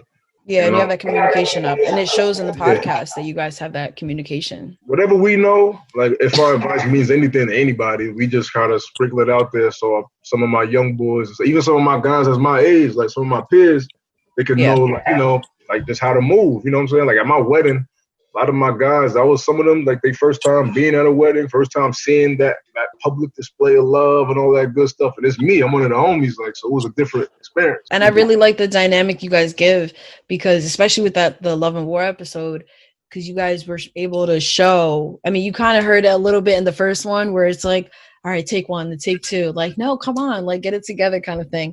Where you hear, like, you guys give that whole, like, yeah, like, we have advice to give, but don't think that we're perfect. Because you know, you're going through that, like, in a lot of relationships, especially when it's, oh, we've been together for so long, it's been like 3 years, like, all right, baby, you got a lot to go through. Word. You got a whole bunch. 3 years ain't shit. Ain't nothing. Nah, it's nothing. That's not even, like, we're doing bids out here pretty much. Facts, bro. Yeah. Literally going through love and fucking war. Hey, man. But it's good to put that out there, especially for people that are trying to, like, they want it to be long term, they want to get through it. But even, and I'm sure the same thing for you guys, when you guys go through, like, when we go through, like, the 5-year mark and then the 7, and then you keep on going, it's like, damn, like, shit gets tough and obstacles. Yeah, yo, it was definitely to be honest with you, it's funny you said that. Like 5 years, that's when we hit, like, and we hit, like, you know, obstacles and all that. I mean, even like, you know, I'll say like 4 years in, that's when we started, like, you know, having certain situations we were just on, like, yo, how we gonna overcome, you know, everything. And we just like most relationships do, but like in the early years, like, it was super honeymoon phase. Like, I thought nothing could go wrong. I was really like that naive into it, like when I was 20, 21, 22. And I was young, trying to be in this, like, serious relationship. Yeah. You know, it was kind of different for me at the time, but like I was 6 years in, and I was already ring shopping. Like I was already in that mentality, and I was like 26. Yeah. And I still felt young. You know what I'm saying? Like, it was young for some. Even some people had the nerve to tell me, man, what the 6 years? You waited that long? I'm like, nigga, I was 20 when I met her. Like, what y'all niggas talking about? Like, I'm bugging. Like, I was 20. Like, what am I gonna do? Propose at 23? I'm chilling. Like, let me wait. Let me see. That ain't nothing. I'm not one of them. I mean, no offense to nobody that's done it, but I like to let some time really set and pass before I really make a lifetime decision. Let me think about it for a couple of years. Let me see how my life is. Exactly. There shouldn't be a timeline for real. Ain't no timeline for nothing, man. Ain't none of that. Because I've gotten that shit too, where they'll be like, oh, you have a boyfriend? Yeah, you know, so like such and such. It's like, even recently, like, yeah, like we this year. Oh shit, how many years do we make? 9. 9. 9. Okay. I have to think about it. I'm like, wait. So I'm like, yeah, 9 years this year. And they're like, oh, where's the ring? Like, they'll pick up my hand. I'm like, no, I don't want, no. I am 27. You need to chill. Like, yo, take your time. Everybody, take age out of this. Take your time. All of my, like, a lot of my people's, like, even some family, they got married, like, in their 40s. Like, that's when they felt like they were ready. It's about when you feel like you're ready. That's when I realized, take age out of it. Take the amount of time I've been together out of it. Yo, you're gonna like, I always told myself, I'm gonna wake up one day and I'm gonna just feel like it. I don't know when it's gonna be, but I'm gonna just do it. And one day I woke up, God put it on me, and I was like, all right, yo, I'm gonna start planning out how I'm gonna do it. Yeah, you felt like it was ready. I just did it when I was ready. And that's when I be telling my guys too, I'm like, yo, just chill. Do it whenever you feel like it. Take age out of it. Take family out of it, because they're gonna try to get in your head. Just like with kids, like, people are jumping on my back with kids right now. Like, like, I've been married for a year and some change. Yeah, you're in some change. Getting the kid question crazy, like, because everybody I know, they cracked them kids out as soon as they got married. Like, I was I was just like, and we over here, we're a young married couple with no kids, so we're an anomaly. They're like, what y'all doing? They press you so much into getting married, and then as soon as you do, next step, all right, we're gonna pressure you into these kids now. I'm telling you, it's one after another. It's like, you've been in a long-term relationship. When you getting engaged? Okay, when's the actual wedding? Okay, when are the kids? All right, like, you need to slow down. Like, there's a whole bunch of other things that need to fall in place too. Like, you feel me? Like, a whole bunch of, there's other stuff in life that gotta. Like, I'm chilling. I look forward to being a father. I see you with your kids. I look forward to it. I know it's going to be a rewarding experience, and all my guys got kids. I know when I finally have a kid, I know how happy I'm gonna be. You know what I'm saying? Like, I can't wait. But like, I'm taking my time with it. But when that moment comes, I'm gonna be proud. It's gonna be a beautiful thing. Yeah. Oh yeah, man. You gotta enjoy life. You gotta enjoy the life that you guys have, childless. That's what I say. Yeah. That's your time to be selfish. So yeah, exactly. No, yeah, be selfish. Absolutely. Go on these vacations. Go out. Have those date nights. Have those late night talks, man. Because once the kid comes, all that shit goes out the window, bro. Yeah. Yeah. Even during now, fucking Pro's going crazy. Like, I can't find a quiet corner. Bro got two young kings, man. Yeah. This is literally the only corner in the house where it's not noisy. He's in a corner. I'm in a corner. I'm literally in the corner, right? So, this is the corner. Facts. This is life for me. It's gonna be a dope experience. It's gonna be rewarding. I know exactly. I got names for my kids. I know exactly what I'm gonna do. Yeah, my mother already picked out like a swing set and a whole joint. Found out the price. She's ready. Like, she's ready to pay. Like, she's like, my parents, like, they're like in the later 50s. Like, my father's 60. Like, so they're like, they grandparents in their eyes. They're like, everybody that's their age are grandparents. So they're like, so now they just wait. And since I'm the one that got married first, and I'm technically the oldest, 2 minutes older than my brother. So, yeah, I'm looking forward to that. Yeah. But no, so they looking at me to be the first to make that happen. I'm just like, set the example. Yeah, I gotta set the example. I'm just like, everybody checking to my wife. Yo, she pregnant yet? Yo, like literally, like, yo, is she pregnant yet? Niggas was asking that, like pressure. Yo, they on me, and I'm just like, hey, man. Yeah, I get the same thing from my mom. I have so many siblings that I'm the youngest. So my mom's like, no, I'm good. Like, no, you can wait. You can wait. Yo, first of all, can we give some love to check it? You gotta give some love to check it while I'm here. And I wasn't gonna mention anything. I'll add as a little sound effect. I got you. But I wasn't gonna say anything. But tomorrow, April 10th, was supposed to be the April show. Man. Yeah, it's technically right now, even though me and Pro would just probably be getting to my house now to do an episode, I would be in the midst of like, all right, I need your music. Like, all right, let me get this, organizing everything. So I thought about it when I woke up. I was like, oh, it's the 9th. Like, damn, it's been a hectic week for you. Yo, word. But yo, come on, I just want to honestly say that that's probably one. That's like, me, the whole team. Even though the whole team hasn't been there yet, we got to get them out. No, we're definitely gonna get them out there. Like for when we do, whenever this all goes away. But like, I know, Pro, you've been doing shows for a long time. I've definitely been doing shows for a long time. There's something different about the Check It platform. It's different. It's something it's a family vibe there. When I was there, like, I think the last time I was there was the March last month. Was it even last month? Yeah. And, Yeah. Where Guess was the featured artist? Guess was the featured artist. Yeah, you guys had went on right after Guess, I think. Yeah, it was right after Guess. That's like hardest working right now. But when what's the name? Like, it's just a family in there. Like, everybody's just really vibing to everyone's song. They know the songs. Like when Johnson sold out does his I Love Women that everybody says a lot, yeah. Like, I was just like, yo, this is just dope. Like, it's about community. You created that. Like, so we gotta give you a props for that. And it's not easy to keep those things going. Like, that's not easy. We gotta give you that. You gotta give you that. But it's one of my favorite platforms to perform at. I just like the love. I just like the vibe. And then Juvie, where did you find him? That kid's amazing. Like, he needs to go viral already. Like, I'm still waiting for the day. I wake up every day to see if he goes viral. I'm trying. I'm grateful for him for so much. He came by his show, and Juvie was just sitting in the back. He was like, I like this a lot. So eventually I just got him in, and he had like either his, like, he used to switch between just like the pads and then his actual set.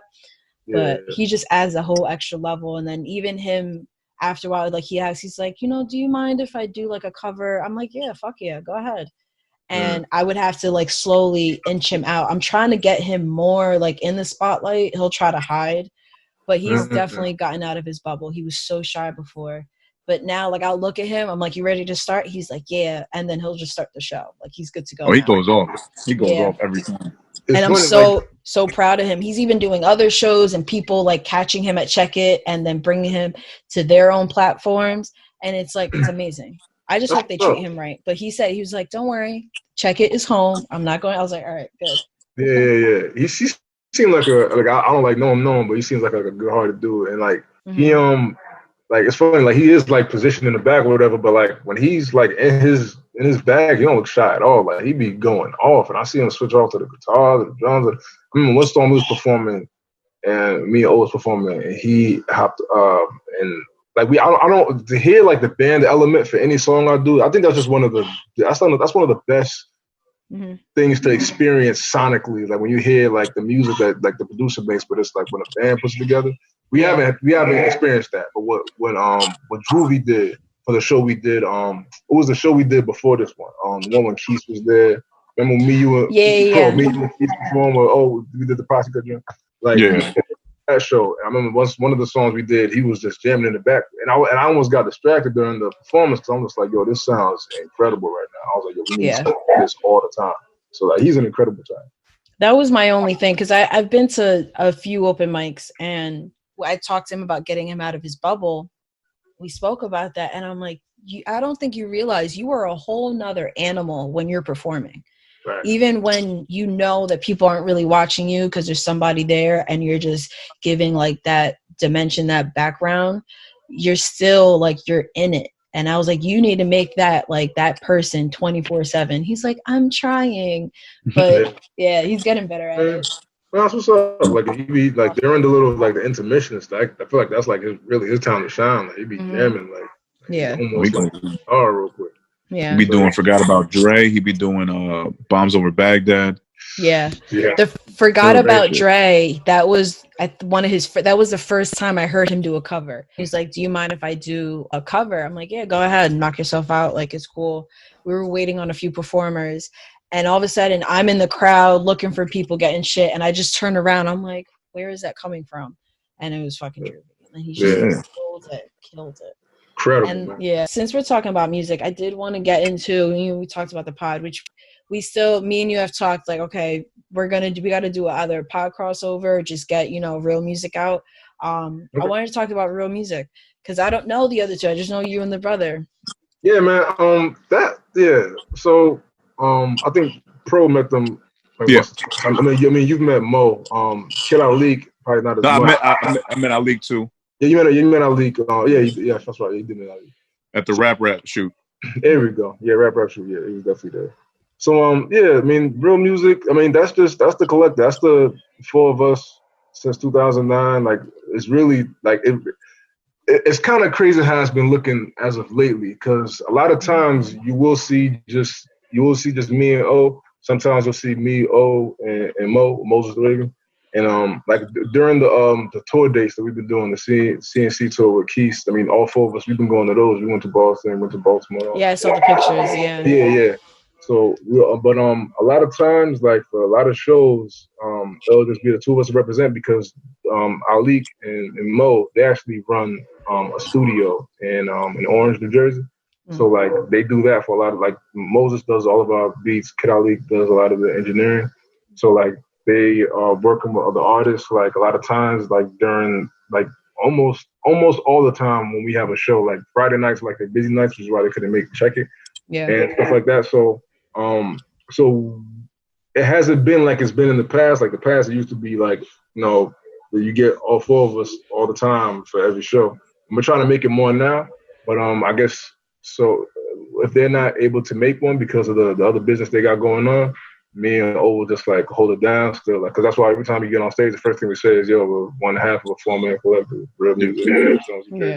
You still acknowledge them, That's I always want to represent them because it's always, it's definitely the four of us. So they're like real integral parts of our team. Like Mo does, like Mo's my little cousin. Like he used to, like back in the day, he used to beg to be in the group, and we was like, nah, like get out of here, like, you know what I'm saying, like he educated himself with production, with engineering. The kids now, he's like the central nervous system of real music. Like, it was dope to see him like grow to that, And, like the project I'm working on right now, Beautiful Dystopia. Like he producing like he's doing 8 out of the 12 tracks. and they're all crazy. Like, so always making my business to acknowledge both of them because like Ali is an incredible MC. Mo, credible MC, credible producer. Like, so you probably won't catch all four of us all the time, but like we're always, no matter where we at, we're always gonna represent each other, which is why we kind of started calling it a collective as opposed to like a group all the time.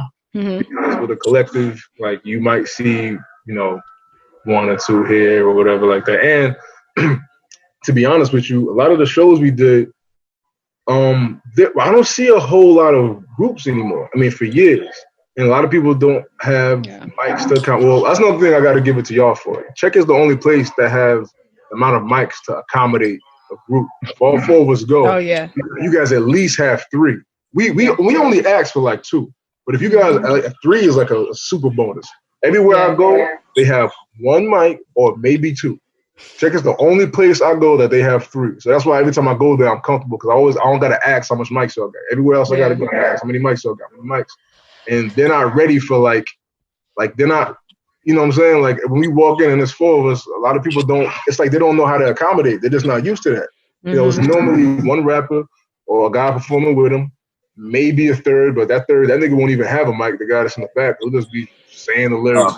I hate that. Yeah, you know what I'm saying? We don't do that. We ain't with none of that. I can't. You're giving me flashbacks.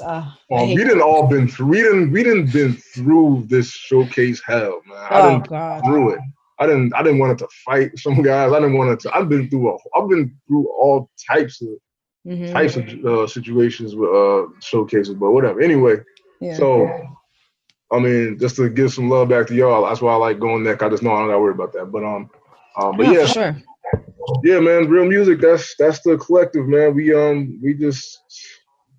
Are you guys trying to like keep everything in house, or I'm sure like you play around with like other producers, right? Oh no, we do. Like like there's another producer named Janai. That's Keith's producer. He's incredible. I'm trying to link with OB more. Like OB, I was just talking to OB this week. OB put out a clip of one beat. It was like Rick Ross type something. I remember that one.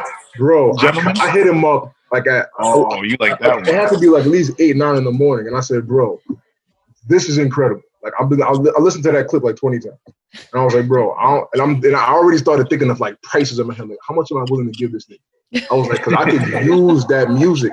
Like I'm really, like." Yeah, like that's somebody I want to work with more. Shout out to OB. He actually mixed rap joint. I'm gonna hit him up for that. It was funny. He was our other guest. Where? Yeah. We had. That's why we took so long because we had some technical shit, and then we started out with him because I know you were before the whole timeline would have been different. But and we were talking about the night that I met OB is the same night I met Pro and the same night I met you and Olive. Wait, y'all met that night too? Yeah. That was crazy.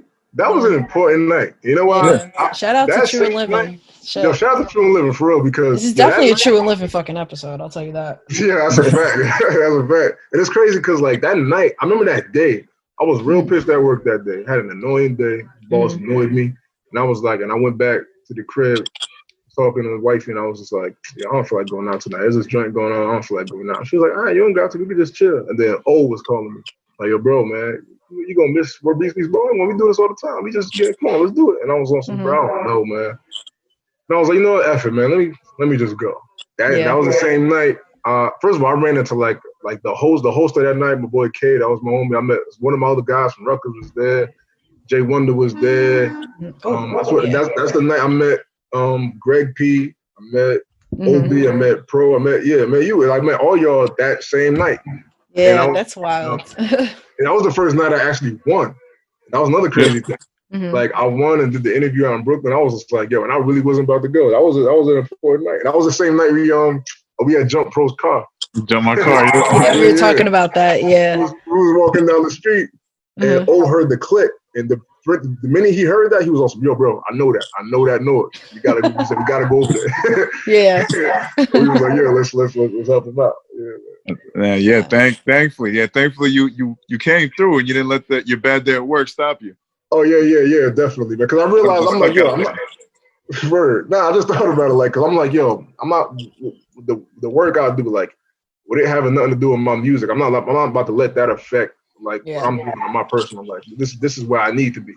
So I would have felt like I lost that night if I let them get to me to the point where I don't want to do what I love. So I was like, man, I'm gonna still go out there. And I left. I was happy I went. I was like, I'm glad I actually went out there. But that was a good night.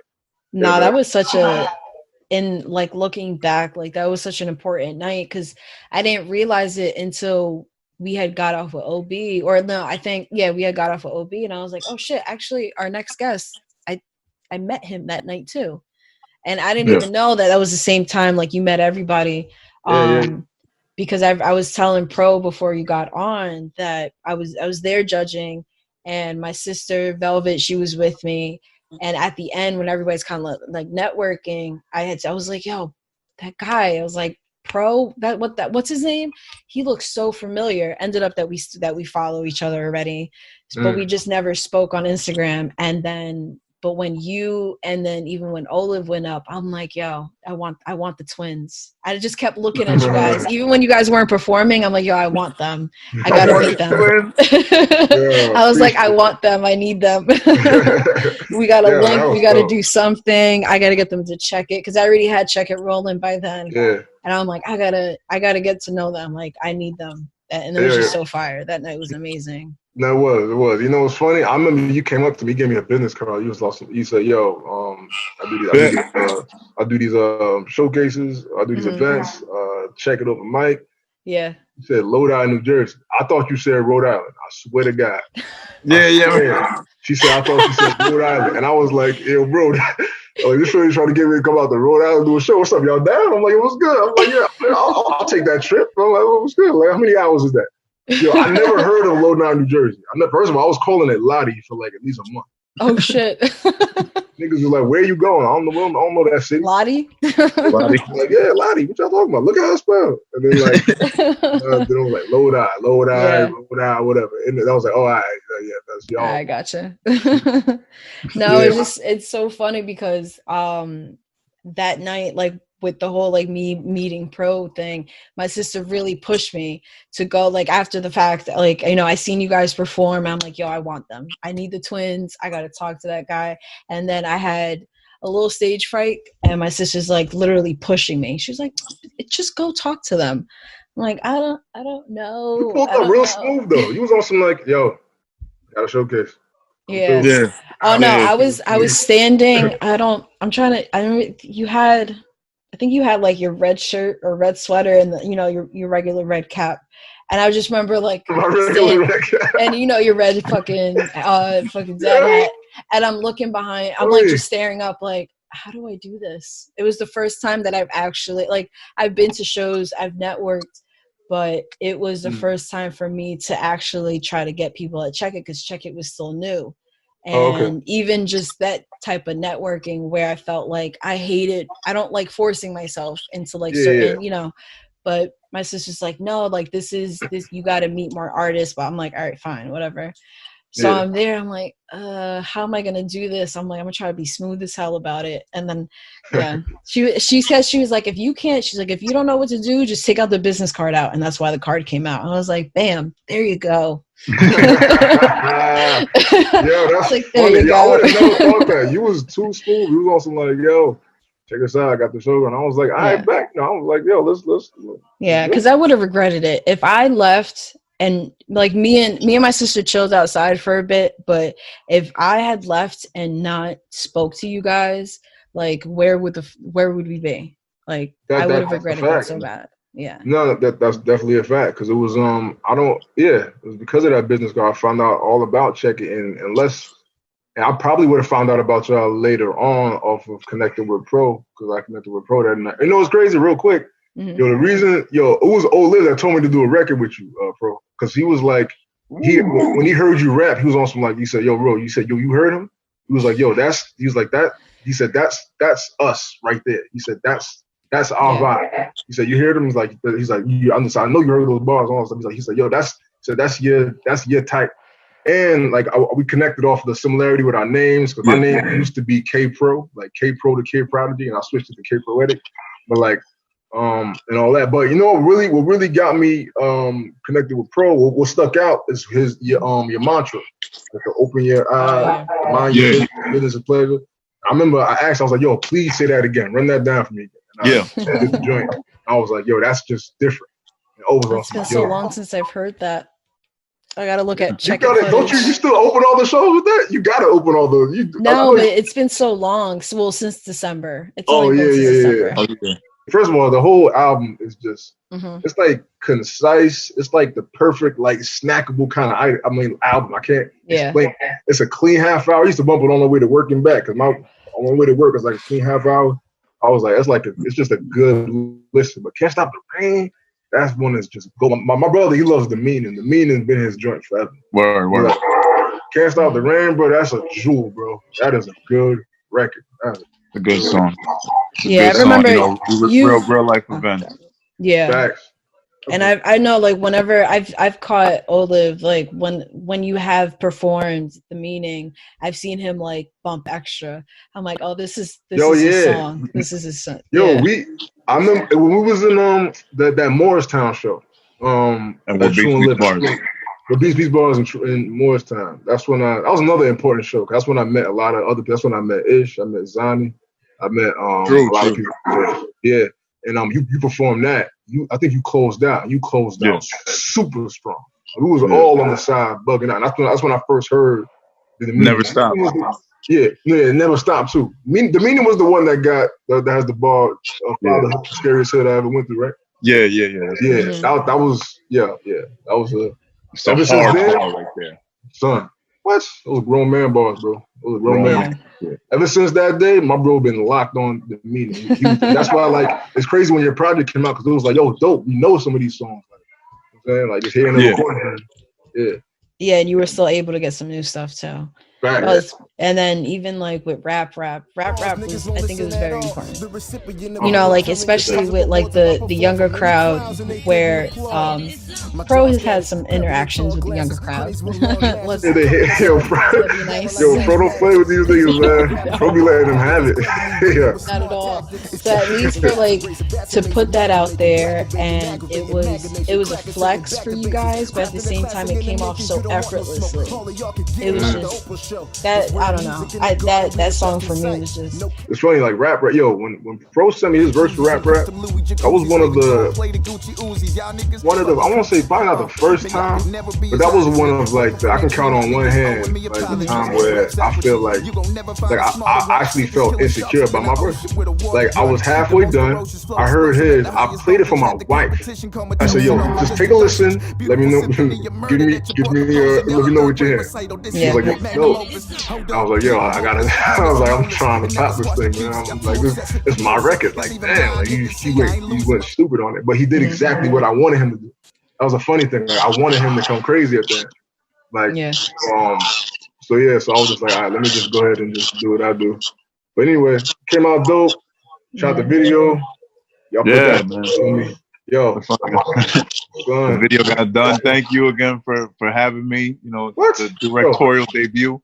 Thank you, bro. What? Yo, y'all shot my first video on a phone. Like, killed it. Like, first of all, the quality was like it was top notch.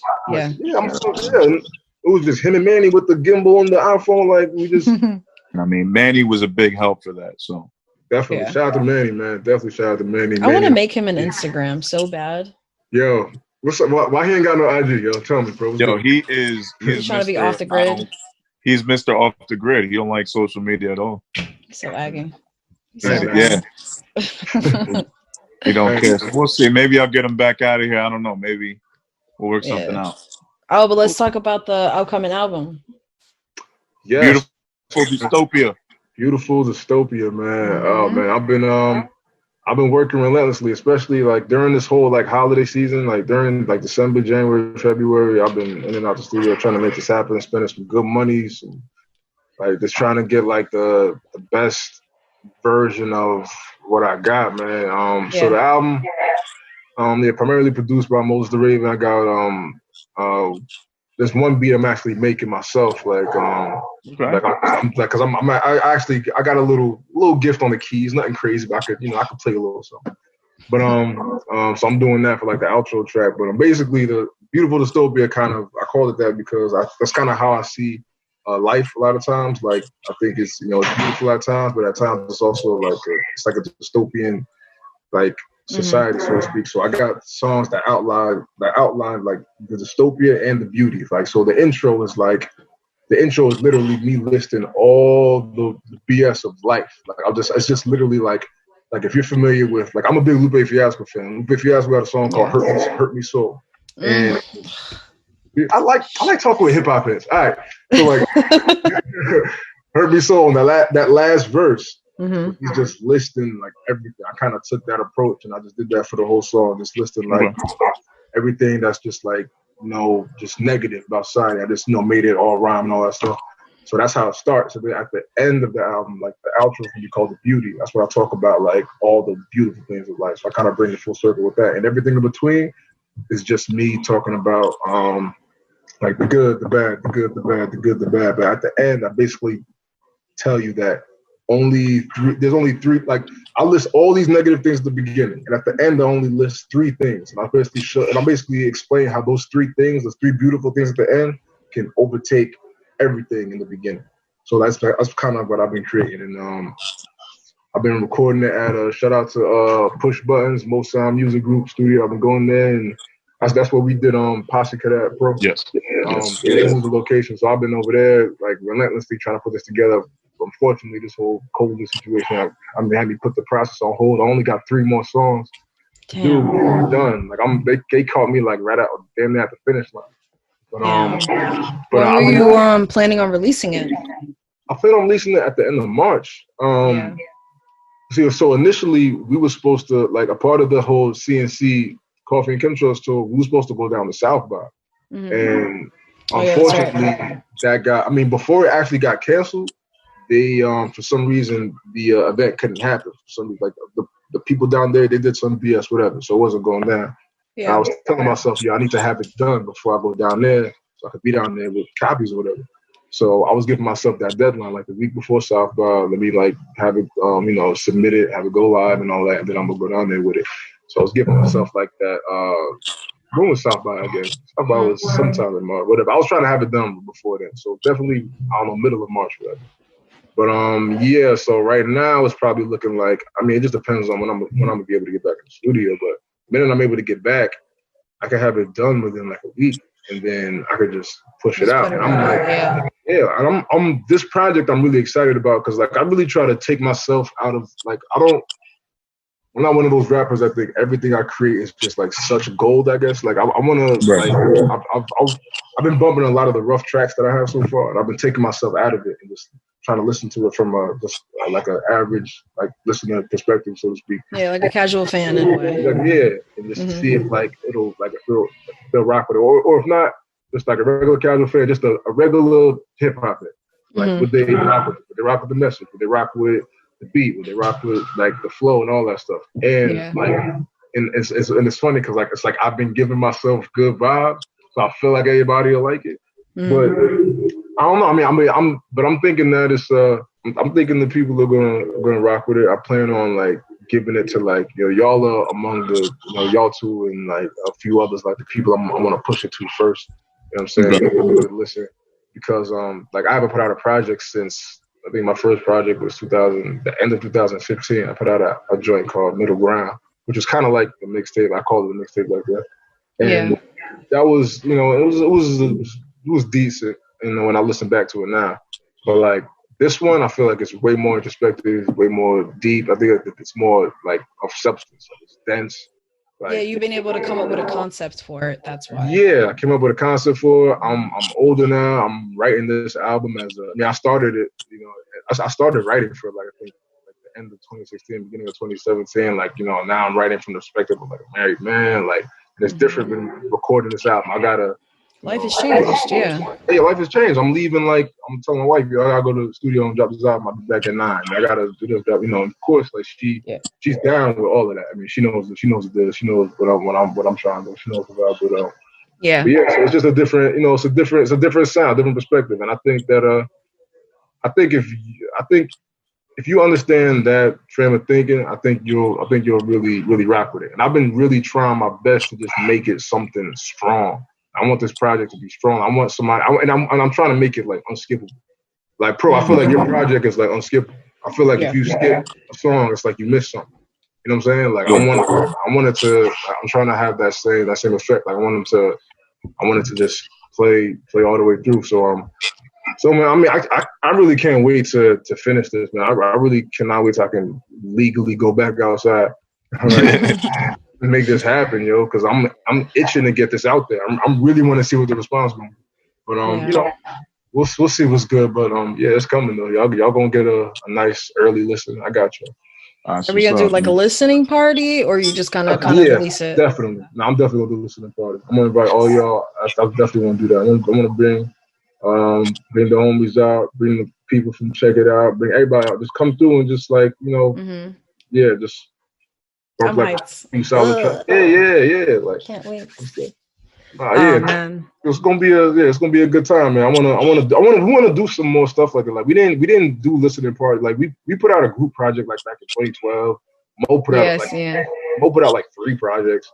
Like I put out one. We ain't do like listening parties for none. No, I think Mo did one for his last one, like a small one. But I want to do a significant one for this project. Like now that I got way more resources, way more context. I met a lot of like great people in music. Like I feel like the past 2 years I've met like some of the dopest people just in music. Like earlier when I was first getting started, like I don't know if I met so many people I could really trust like that. And a lot of people I didn't even talk to no more. But like y'all two, Keys, the whole True Living Squad, like you guys are solid. So I know that this is something that's gonna build. So I'm like, now that I know y'all and all that, I feel like, you know, I'm gonna have y'all like a part of this journey, a part of this process. And so definitely whenever we could, you know, get it going and go back outside, I'm definitely gonna make this happen. And I'm doing it should be a good experience. But I got faith in this album. I don't know. I got faith in this one. My first album, I kind of had faith in it. I thought it was cool.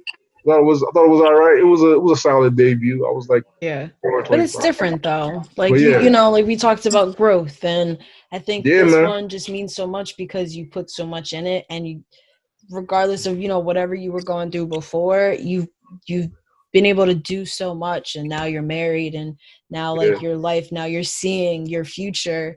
So it means a lot more to you. So definitely. It's a different feeling. It's like right now, music don't feel like it don't feel like a hobby no more. It used to be a hobby when I was in high school. It used to be a hobby when I was in college. But I think when I was towards the end of college, that's when it started to feel like more of it was like a necessity. But now I feel like this is a way for me. Like if I do this correctly, this is a way for me to, you know, take care of my life in the coming years by just doing it the right way.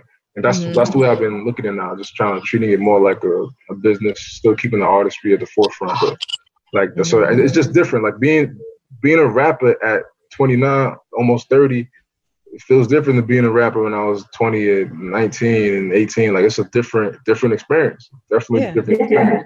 And a lot of people I know that was rapping with me when I was that age, they ain't rapping no more. So that's like a young man's game. Like, you know what I'm saying? I don't see it as like a young. I mean, I see why they say it as a young man's game, but it's different. It's way different when you're really of the cloth, and you're really like a lyricist, when you're really a rapper, when you're really in this music. It don't feel like a young man. I need this for my life. It's different. Yeah, you know what I'm saying it's for my soul. Like it becomes less about fun. Facts. Like it's just a different experience. So this is something I just don't see myself slowing down anytime I feel. I've been trying to speed it up in these past couple months. So I'm not playing. Like I've been running around. Like you can ask my wife, I ain't been home like that. That's why she actually low key happy this situation going down. I'm home all the damn time. Hey wifey. In the house, you can't do nothing. But but I was, you know, running around trying to make something happen for the both of us. Let's do this music. You know what I'm saying? That's the goal. You know what is she still like in the industry? Is she just still working on shit? She fell back heavy. The minute it's crazy. Like the minute we really got serious, it's like when I got more serious, it's like she got like less serious. She kind of but she kind of fell back from it. She can still sing her ass off. She's a great, wonderful singer, and she's a great songwriter. Yeah. Like she was like in the studio I met her at, she was writing for like a lot of the artists there. She was like 19 and the artists were like grown. Like, she was like she just has a great head for melody, a great head for background harmony. So she's incredible.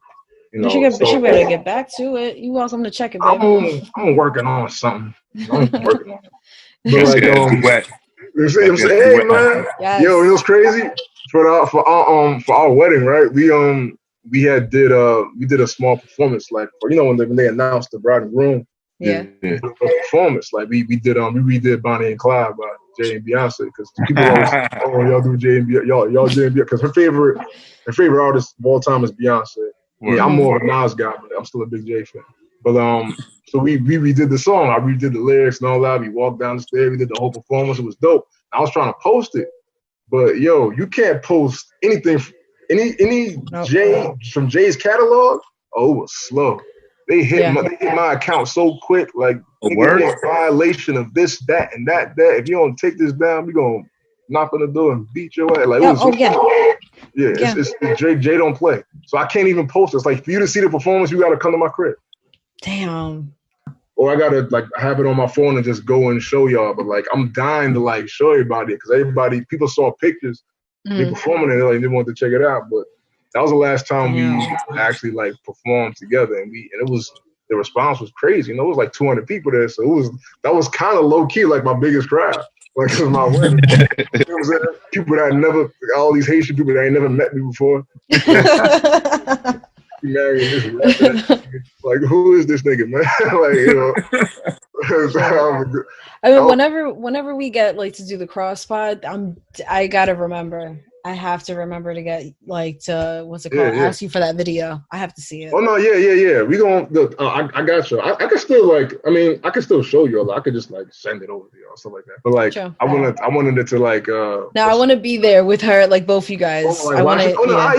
Yeah. When we get together, that's gonna be the first order of business. I'm like, yo, check this out. That moment. We got two more things before you sign off. We got two segments that we like to have with our guests. So the first one is called The Fix. So we want to hear from you. What's one song or a verse that you've been fixated on from anybody, any genre, don't matter if it's hip hop or whatever, that's stuck in your head that you're fixated on, that you just can't stop singing? What would that be? So there's this rapper Lecrae. Lecrae has a song called Mayday, and it features Big Crit. It's talking about like 2012, but it's one of my favorite songs ever. Big Crit's verse in that song, in my opinion, top 5, one of the best verses of all time. Like me being, you know, like being in the church and all that stuff, like I liked what he had to say about, like, he was like critical about like, yo, like what the pastors be doing, all that stuff, but it was still on some like, yo, praying ain't for drowsy days and disasters. I'm messing up the verse, and it's crazy. It's one of my favorite verses of all time. Anyway, that verse right there, it made me want to meet him. I just want to like shake his hand and be like, bro, like that's how I be feeling all the damn time. Like, he just, when I get a chance, one of my boys put me on it years ago. I've been stuck on it ever since. It always makes its way back into my playlist year after year after year after year. And I guess it's a lot. It's the instrumentation. I forgot I think DJ Khalil produced or something like that. But like the instrumentation, but his verse, it was so dense. Like, it's kind of like fast paced. I just love the density of the message. Me, I'm always about the message. And if you saying something of strong substance, you got my ear. Like, you will have my, and then you got my support. Then I want to hear like everything you did. Yeah. Like, Big Crit he been one of my favorites from jump. Like, I don't remember that song. I gotta go check it out for sure. Cadillac? No, the joint. Yeah, it's on Lecrae's album. What's the album called? I think the album's called Gravity. But you know, Lecrae being like a faith-based rapper, he don't like to call himself a Christian rapper, but he feel like it puts him in a box. Yeah, but that's like his pocket. Yeah, that's his pocket. You know what I'm saying? And you know, he kind of feels like an anomaly. He's like, yo, like the Christian community, they kind of rock with him. They're kind of like, yo, bro, you got songs with Kendrick, you got songs with Crit, you got songs with like, no, he's from Houston. Like, he rocks with UGK, all that stuff. So they're like, we don't know what to do with you. And the rap community is kind of awesome. Like, yo, bro, man, you clean, you this, you that. So he's he always feels like he's in this weird space. That's why he had an album called like Anomaly, like he's in that weird middle space. Anyway, I think he's incredible. But that one song, Mayday and Big Crit, I mean, his verse was good too, but Big Crit's verse on that, I thought that was just, that's like my favorite. I just found it. I'm about to play it in a bit.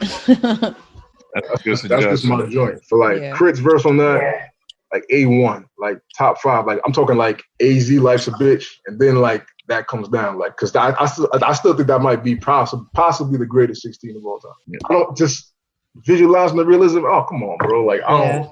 It's just Sick. I put it up there with that. So yeah, that verse definitely. That's something I've been fixed on for like I'll say years, still to this day. Shit. That was a while back. And then then we have like if you don't know segment, an artist that you want to like put people onto. It could be someone you know. It could be somebody you know. Yeah, it could be somebody you know. Moses the Raven, God damn it. That boy's a genius. I'll just go ahead and plug it. Even though it's funny, like not to diss Mo, but I know like there's gonna be like a whole bunch of artists that come to my mind later. But I'm gonna plug him in because I feel like that kid really works hard. Off his last album, Bob Strong, he got this song called Pen Griffey. It's just fire.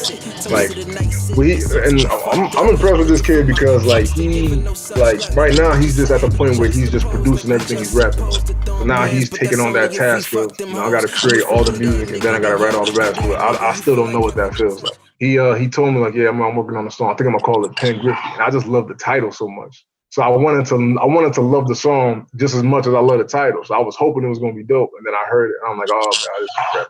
It's on all the streaming platforms and all that. But I'll go ahead and plug the little homie in. Yeah, very talented dude. Shout out to Moses the Raven, man. Yeah. Love that dude.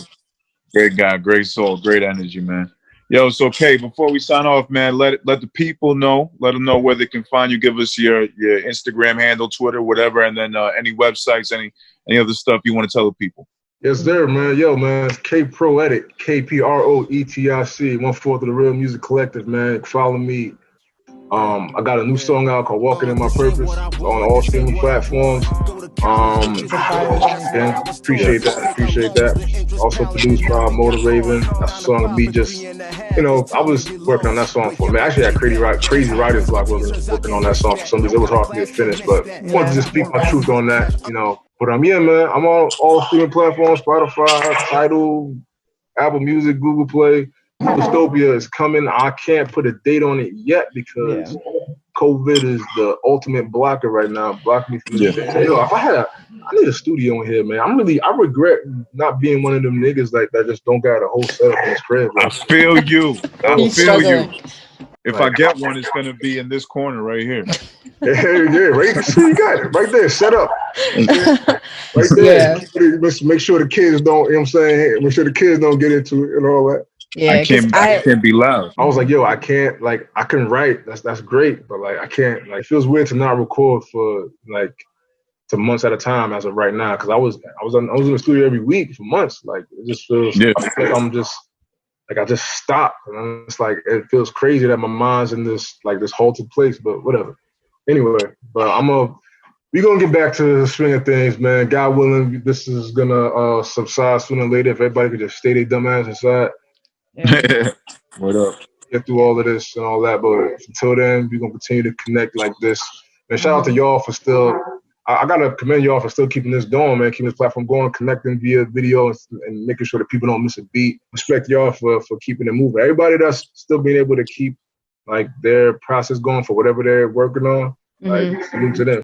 I appreciate y'all, man. I'm glad that we actually got to do this, but we will link up in person. In person with all 4 of us. Because I'm just gonna say this right now, and it like we're a good interview. Like our perspectives are very different. And we're very pretty entertaining. So y'all gonna get a good kick out of us, and definitely cross pod with the wife. I'm gonna see the video. We're gonna have a good time. I look forward to being a part of this, man. But I'm just glad we got to at least do this. Do something, yeah. I know I'm a fan. Yeah, I'll be checking out all of these. So. Thank you. Yeah, for sure. You already know, man. Pro and Sade. That's what's up, yeah.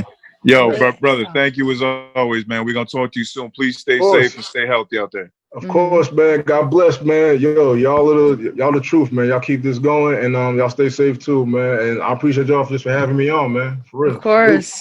Thanks, bro. All right, brother, man. Have a good night, love. Peace out. Be easy, bro. Already. Peace. All right. Oh, that was good. All right, that was King Proetic. Hey, Proetic. And with the real music. Well, he was saying about like how we've been keeping this up and, you know, trying to entertain. Also want to put it out there, you know, shout out to everybody who's still doing the live shows, who's still doing like the battles and the competitions, and making sure this doesn't slow us down, because as creatives we get restless, and there's a lot of people like you guys where you don't have anything, so how can I create if I don't have shit? That at least like there's a source of entertainment, there's a source of like, okay, like it's something keeping me busy, even for the non-creatives where they don't have shit to do. Anybody who's listening, definitely, if you, even if we probably heard of them before, like Move On Nation, you know, is one of them. They have their show tomorrow or today when we put this episode out. Let us know anybody that you know is doing live shows so we can tune in for sure. Any of the live shows going on. Don't let it just be the celebrities. We're trying to hear from the local people, the regular independent artists. They're just trying to give other artists a chance to, you know, show off their skills and stuff. So anybody providing a platform, we definitely want to show love to that. I was going to get to something, but I don't really want to. You know what? Fuck it. I'll do something real quick. Okay. I'm looking at the time. I'm going to time myself. So I have been tagged in several things. When am I saying something? Several things over the course of this entire quarantine. The person, I guess, was a little timid about doing it before, but they got a whole lot of time just dealing by them, you know, being by themselves and I guess not being all right by themselves, that they just want to stir up some shit. And this has been something that I know a lot of people have asked me about, and I haven't talked about it because I didn't want to address it. I did not. To me, it was, let's be cordial. Let's keep it moving. We're going to be in the same circle. There's no need. We got the same friends. There's no need for it. There's no need. I'm going to still, like, you know, still be professional, still going to be in the same, you know, space. So there is no need for any animosity. I mean, I understand, even though I didn't do anything wrong, you know, it wasn't my actions that got you fired, but even though I did the firing, but it's just one of those things that I didn't think it'd be dragged out from December into now. And I get it. You're baiting me, baby. I get it. You want to hear from me, and you want a reaction, and you know, this and that, and that's cool. I've heard a few thousand different narratives that you've been putting out there about me, and I just want to squash this. I just want to let it be known that this person was family to me at one point. My best friend, that she was family. And for her to take it upon herself to think that she had immunity and to do something constantly, and me getting fed up and, you know, all right, this is not going to work anymore. Let's move on. Now, this person, I really thought that, I mean, I never would have thought that she would have done what she's done and then painted me out to be the bad guy, which I was perfectly fine with, because, you know, I was okay with, if that's what you want to do, that's what you want to do. The people have asked me, nobody really knows the situation other than you and, you know, maybe my sister that I vented to about it, but nobody knows the situation because I'm not going to be the one to make you look bad. I'm not going to do it. Like, why? Why should people know about the months that I've had to deal with your shit and have to deal with, not pro, but have to deal with this bullshit and deal with disrespect and constant, you know, belittling, when I did everything for free and I did everything. And yeah, I get it. You did have potential. This person had potential, but it wasn't that. It was that the fact that she was a super fucking close friend, damn near a sister to me. And then just me, like, you know what? She has issues. She's a little broken. I'm going to help her. You know, I definitely, because I do take on that role. for a couple of my friends where I feel like I could be like super mom with them. So I know that's partially on me. I'll take blame for that, and thinking that I can fix these people and help them, and and I had love for her, but for it to just throw back in my face like we didn't have this connection, that we weren't best friends, that I didn't mean shit to you, even though I wasted all my time. I wasted fucking not a lot of money because I didn't have that much money, but I did so much free shit for you just to see you grow, and for it to be pushed back in my face. And I still was patient enough. I've been told, like, and there's a couple more people that know besides you and my sister, but I've been told, like, damn, like, how are you, like, you're a real one. How are you still dealing with this? I'm like, no, because I refuse to make her look bad. I refuse to do this. But it's getting to the point that, baby girl, if you want to talk about it in public, then fine. I let you rock for a while, but then you want to broadcast shit. You want to keep baiting me. And sorry, I just want to time check. I'm about to wrap this up. You want to keep doing all this and that to paint me like the bad guy. And I'm just sitting here for whatever, how many months it's been. It's like, what are you doing with your life? This is how you're using your time? Like, you keep talking about competition and how I'm competing. Baby girl, I am not competing. We don't even do the same thing. Granted, I mean, I guess we've had a lot of, guests on the podcast because there ain't shit for me and Pro to talk about. But it's like, because of that, like, we're not in competition. We're not looking for you, because unlike you, I'm not going through your followers and making sure I got the same followers. And I'm not making sure my rate, like the other person's ratings, are going down. I'm not worried about any of that. I wish you the best. And I even told you this right before, in the middle of the thing, I dropped you as an artist. I dropped you, all this and that. I 100% still fucking rooted for you. And I still wished you the best.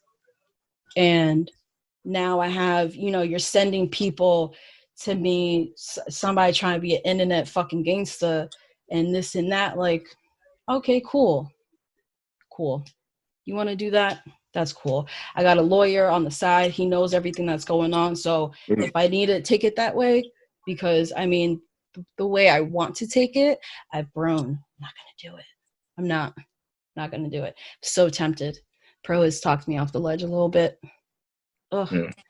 I feel it that the switch is getting close to flipping. But corporate Sade's taking over. They're supporting you still, because I'm always root for everybody. There's no, like, even on my birthday, we went out and she threw up in my car after talking hella shit. She threw up in my car. I was like, babe, are you okay?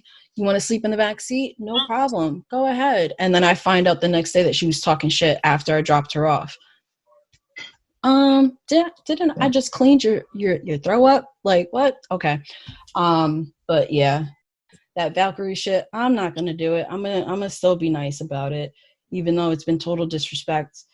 It's just, I just don't want people thinking that, I know most of it has been to people that I know, and people that just know me and know, like, the fuck is she talking about, and they haven't really given it much thought. But then you're sending somebody who I don't even know to my DM talking about shit that they don't even know. And I put her on blast. I'm like, you don't know me. You don't know the situation. Like, I know she's not telling everybody the 100% the truth, because baby girl, you're not. So if you want to take it there, then that's on you, because I didn't do nothing wrong. And I just don't, there's too much collateral, and it's just not even necessary to do any of that. Why can't we just live our lives? You've been preaching all this positivity shit and this and that. I'm not insecure about anything. I am living in this fucking isolation, in this quarantine time. I'm not trolling. So why are you? Like, why can't you go based off your own merit? Why do you have to trash somebody else who gave you fucking everything? Gave you everything. But yeah, I'm gonna wrap this up. It's not even, I was super hurt in the beginning, but I've been hurt before, so I was able to dust it off Okay, but now it's getting to the point that you're wasting your time and energy. You're making yourself look bad. And now you're also affecting my job. Where, I mean, I've been told by my new boss that it's not affecting me at all. It's not. She was like, no, I don't see you any different. You know, it's cool. Like I had to tell her what it was. But then she's getting pissed off by it because now you're doing all this extra shit. So just stop, quit now, leave me the fuck alone. And that's it. I don't understand why we're gonna be in the same circuit, we're gonna talk to the same artist, you still gonna be an artist. I just don't understand why. Like, I have a whole platform that you come by, even though you talk shit at my platform, you still pay me, but you don't perform. Okay, cool. Like, let's use some common sense. Like, yeah, like on some Trump shit. Oh, matter of fact, I'm going to get out of this. You know, Trump said during his whole thing, Trump, right before he said that whole thing, oh, what do you got to lose? He said, oh, I'm not a doctor, but I have common sense. It's wild, man. You know what? If Trump had a podcast, I'd listen to it all the time. Yeah, it's almost like how Love and Hip Hop is a guilty pleasure. Trump is kind of a guilty pleasure in that sense. Like, I never really paid attention to before. Like, I'm like, whack ass tan, fucked up comb over, like nothing. But now it's scary that he's our president. But I'm trying to see it in a way like it's entertainment. Even though, I mean, we're in it. So that's all it is. The only bright side I see to him is that he's the most entertaining president I've ever seen. Yeah. But hey, what do you got to lose? What do you got to lose? Because, you know, I have common sense. Oh, Lord. People using this isolation shit for the wrong reason. All right, go ahead. Here's what it is. We're going to keep pushing, keep striving. Yeah. That's all we can do. So, I mean, that was great. I'm glad you got that off your chest. Real quick, shout out to Velvet, who actually came up with the name of the podcast, in case anybody was wondering. Shout out to Velvet, my little good twin. She'll be proud. So my If You Don't Know, oh shit, I forgot already. My If You Don't Know is actually a single that just came out. It's been promoted a couple months. Mm-hmm. My boy Derek Tavernier just put out a song with Psy. The song is called Done Start. I don't know who produced the track, but I just I've been seeing a lot of promo for it. Yeah. And finally got the link in his bio and heard the song today. Very, very dope. Shout out to whoever the producer is. I have no idea who the producer was. I don't think it was featured on the cover art. But it was a great track all around. I was happy with it. You know what I mean? So if you haven't heard it, if you don't know, go check that out. Derek Tavernier. If you don't featuring know. Psy, S-Y-E. It's called Done Start. D-O-N-E Start. My If You Don't Know is Ant Kanscious. He has a new song out, Azul. And yeah, he's fucking fire. I've been watching him for a while. I put him on the We Are Jersey shit. So yeah, check him out. Ant Kanscious. Ooh, I said it right. There you go. Sorry. And Derek Tavernier and Psy. Check him out. That's what's up. That's what it is. All right. So closing thoughts. You got anything else? Well, you already gave a hell of a closing thoughts. So I got nothing other than just people. You got to stop with all these kickbacks, having more than 10 people in your house. This is just ridiculous. Like, whether this shit is real or not, let's just do the social distancing shit and just take it easy. If you have friends over, maybe one or two, but let's not go crazy out here. Yeah, I did see this one. I seen this one picture where they were like playing cards or some shit, and some of them had the face mask on, and I'm like, damn, people are really bored. I mean, I feel them. I definitely. Yeah. Right there. You playing cards. One of y'all ain't washed their hands properly, and y'all sharing cards and shit. You got piss. You got piss and COVID just all over those cards. Come on, man. Like, what are we doing with ourselves? Yeah. And take care of yourself before you get a fucking Q-tip up your nose. Ugh. Exactly, man. And it's not even you. Like, you got to think about the other people. If you interact with any other elderly people in your family, it's your responsibility. It's your job to just stay safe, because if they have a less healthy immune system, you're only putting them at risk. So it's not just about thinking about yourself and you're healthy, but it's the health and safety of others around you. Yeah, and it's like, that would be for you to be like, oh no, I'm fine. Like, I'm chilling. I'm healthy. this and that. Either you think you're healthy or you know you're healthy. Like you actually going to the doctors, that's cool, but you could still be a carrier. You can go, like Guest hasn't seen his mom in forever. I haven't seen my mom in forever. I ain't seen my mom either. Yeah, and especially you got a whole newborn in the house, and like, you know, the kids and stuff, you have to watch out for that. Like you think you're fine, but you don't know the person that you're coming in contact with. What if they're going home and there's a baby, or, you know, their grandparent or their parents, you know, shit like that. So we just gotta be smarter about this shit, for real. It's really, that's it. That's my only closing thought. Just stop being an idiot, man, and just take care of yourselves and really, you know, wash your hands. Just like wash your face. Just fucking be clean out here, man. You never know what the fuck can happen. Because we have a lot to lose, regardless of what our president thinks. We have a lot to lose, so we gotta be smarter, for sure. Yeah. What do you got to lose? All right. On that note, man, we're going to leave it at here. As always, you can find us at the Lyrical Fix Pod. If you want to find us individually, I'm at IAMKIDPRO. She's written by Sade, Sade. Please make sure that you say it right. Motherfucker is calling her Satan. Can't stand it. Yeah. Catch us on Apple, Audio Mac, Anchor, Spotify, YouTube. Thanks to Sade for putting up the clips. Check us out on all other podcast streaming platforms. And make sure to rate, like, comment, subscribe, all that good shit. Make sure they're good ratings too. Don't, you know, we working hard out here. We putting all this footage together. Sending family out and shit. Dropping albums a week. Thanks again to OB Beats and K Proetic for being our guest today. People, we love you. Stay safe, stay healthy out here, and wash your hands, wash your ass, wash your face. Peace out.